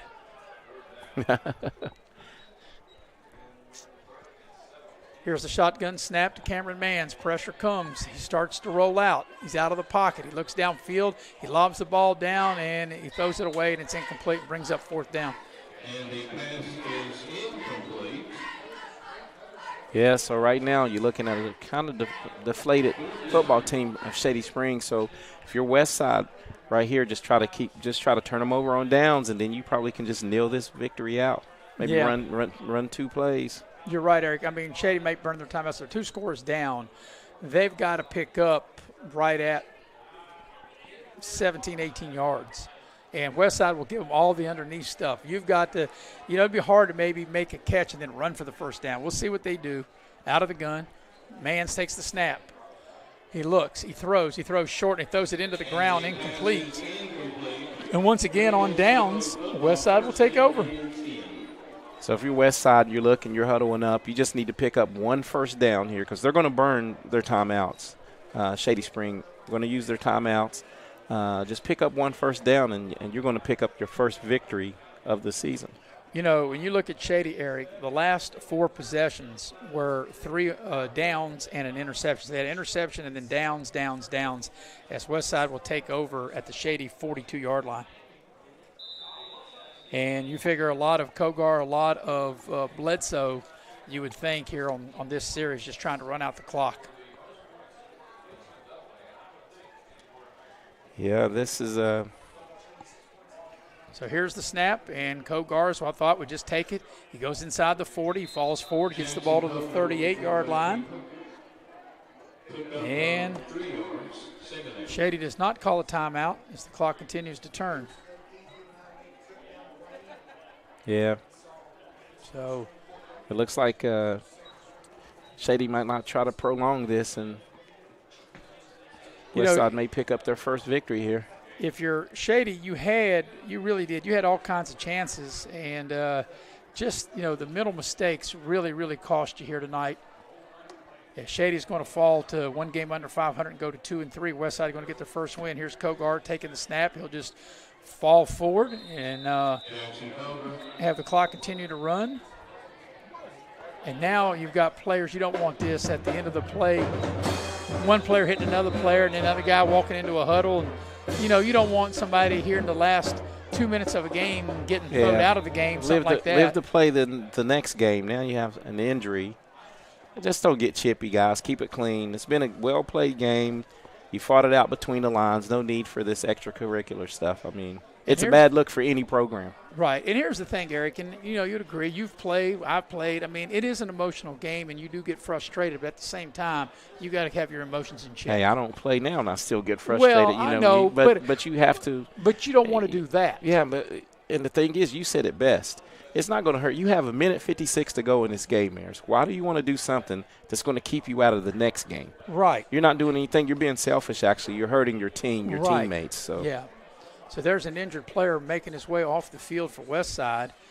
The injured player, and I don't have a 61 on my roster. Let's see if you have it on yours. I don't have a 61. Oh, yeah, Chase Morgan. Chase Morgan, how about that? That's a name we know. Yeah. So it'll bring up a third down, and I'm not sure if there was a timeout called other than the injury timeout. Now there's a timeout called, and Shady will take it.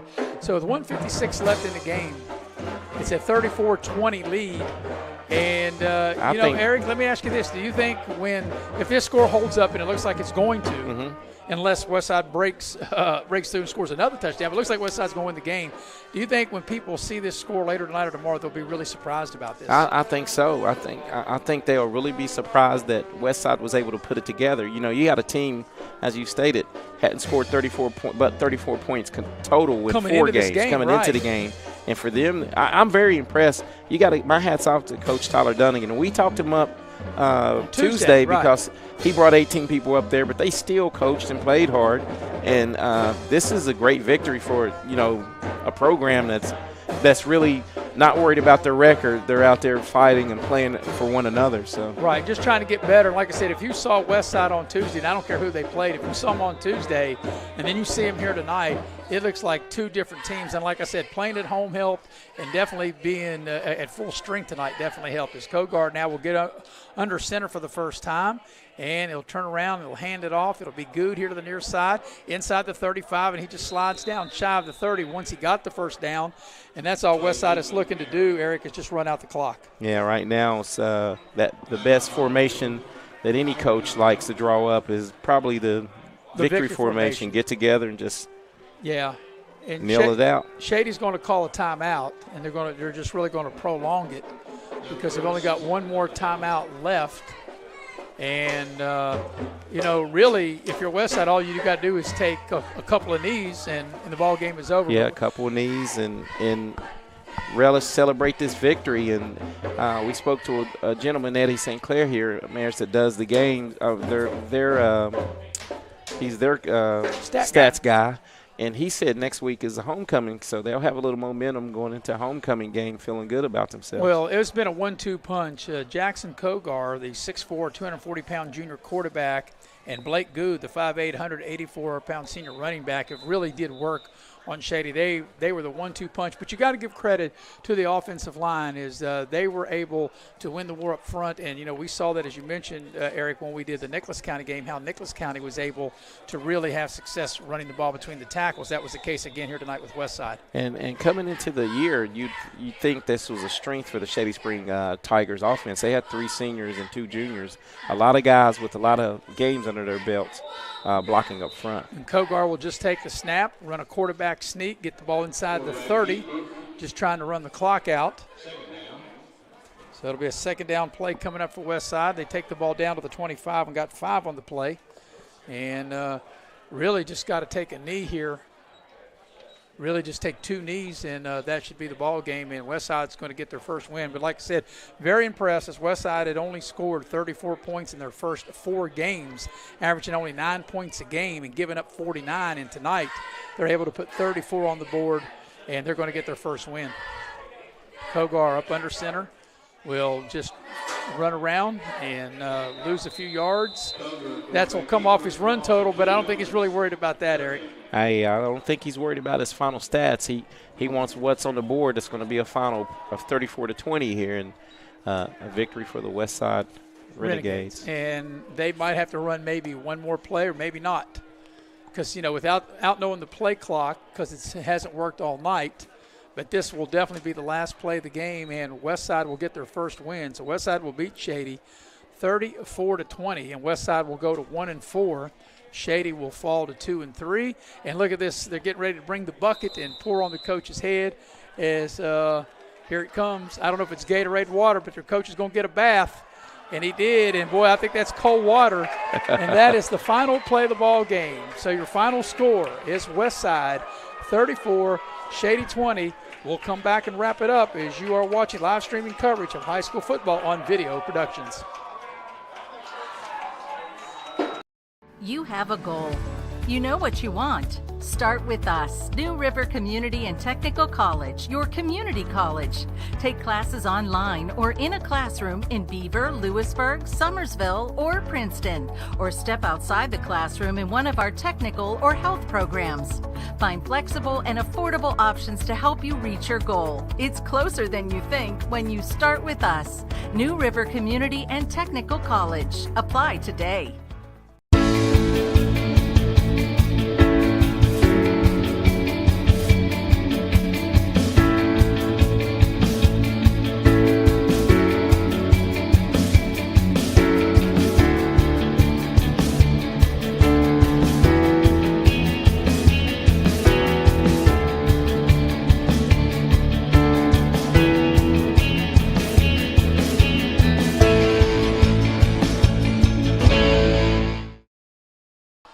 Welcome back to Westside. Final score, Westside defeats Shady 34-20.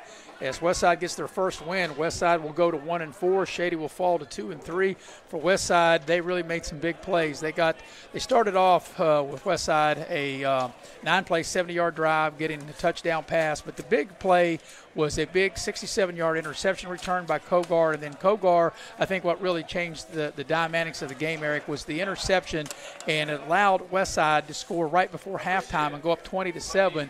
And then when Shady got the ball in the third quarter, they were able to score to cut into the lead. But then Westside was able to score the ensuing kickoff, and Westside really put their foot on the gas and really was able to stay 2 scores ahead of Shady pretty much the entire second half. And Westside did a good job not only capitalizing on the mistakes of Shady, but they also did a good job of answering every call. Every time Shady answered the bell, they had a great drive to go down and score, and that's how you win football games. We're going to take our first post-game break. When we come back, Eric will have all the numbers for you of this big Westside win, their first win of the season, as you are watching live streaming coverage of exciting high school football here on Video Productions. Shady had 70. The earth beneath my feet is turning like a wheel and beating like a drum. Your first set of wheels didn't come with complications or strings or hassles. It can be that way again.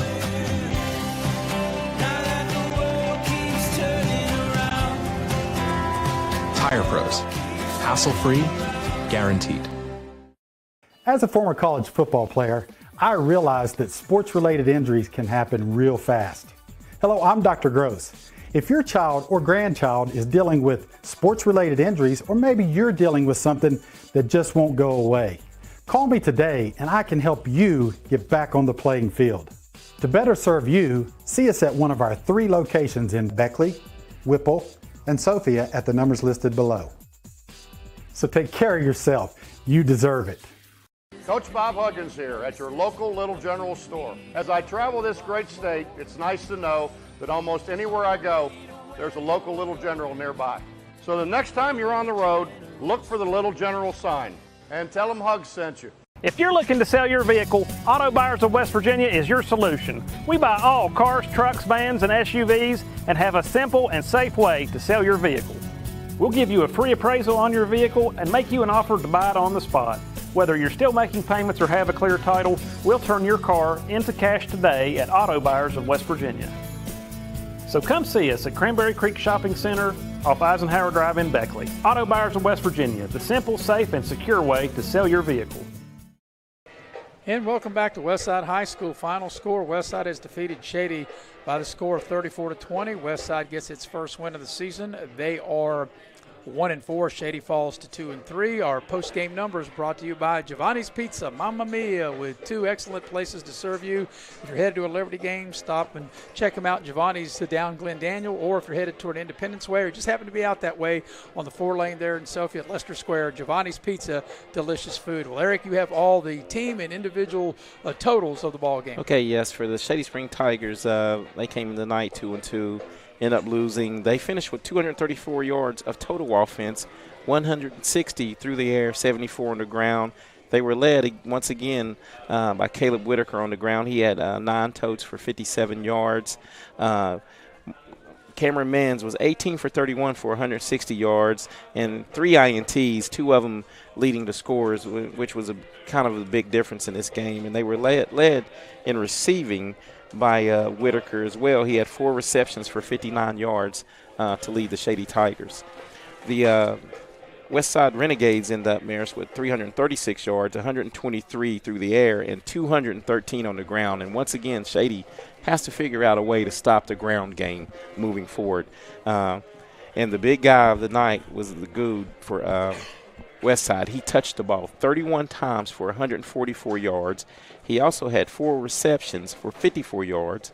So he had 198 total yards from scrimmage, man, all-purpose yards. A great night by the running back for Westside. So once again, the final score, and that's the main number that counts. 34-20 is the win, and we'll take our final post-game break, come back and tell you about our next video production broadcast as you are watching live streaming coverage of exciting high school football here on Video Productions. Important to you when buying windows, siding, and doors? Is it energy savings, cost, quality, warranty, or perhaps color options, low maintenance, service, or financing options? Or all of the above. Window World offers it all. We listen to your needs and go above and beyond your expectations. Schedule your free, no obligation in-home estimate by calling Window World of Beckley today. Beckley Auto Mall, West Virginia's largest GMC Buick dealer, is a proud sponsor of West Virginia high school athletics and our area student athletes. Beckley Auto Mall, with 3 locations for your convenience: 3934 Robert C. Byrd Drive in Beckley, 199 Rogers Street, Princeton, and 368 Seneca Trail in Fairleigh. Plus, you can shop 24/7 at BeckleyAutomall.com. Beckley Auto Mall at West Virginia student athletes, a winning combination. GMC, we are professional grade. Massey Power Sports is your one-stop off-road and tractor destination. We have an awesome selection of side-by-sides, ATVs, dirt bikes, tractors, and kid machines. Our machines come loaded with features the other brands don't have and will save you thousands of dollars versus the competition. Massey Power Sports offers the best prices, the best service, and the best warranties. Our locations in Beckley and Cross Lanes are here to serve you. Online at MasseyPowersports.com. Massey Power Sports. We power your work and your adventure. At Pioneer Community Bank, your banking needs are our priority. Looking to buy a home, a vehicle, or just need a personal loan for that special project? Our loan professionals are here for you. We also offer all business banking products, which allows us to serve all your financial needs. Set up your online banking at pioneercommunitybank.com and download the mobile app for your convenience and ask about our personal and business products today. Pioneer Community Bank, investing in Southern West Virginia since 1931. Member FDIC, Equal Housing Lender.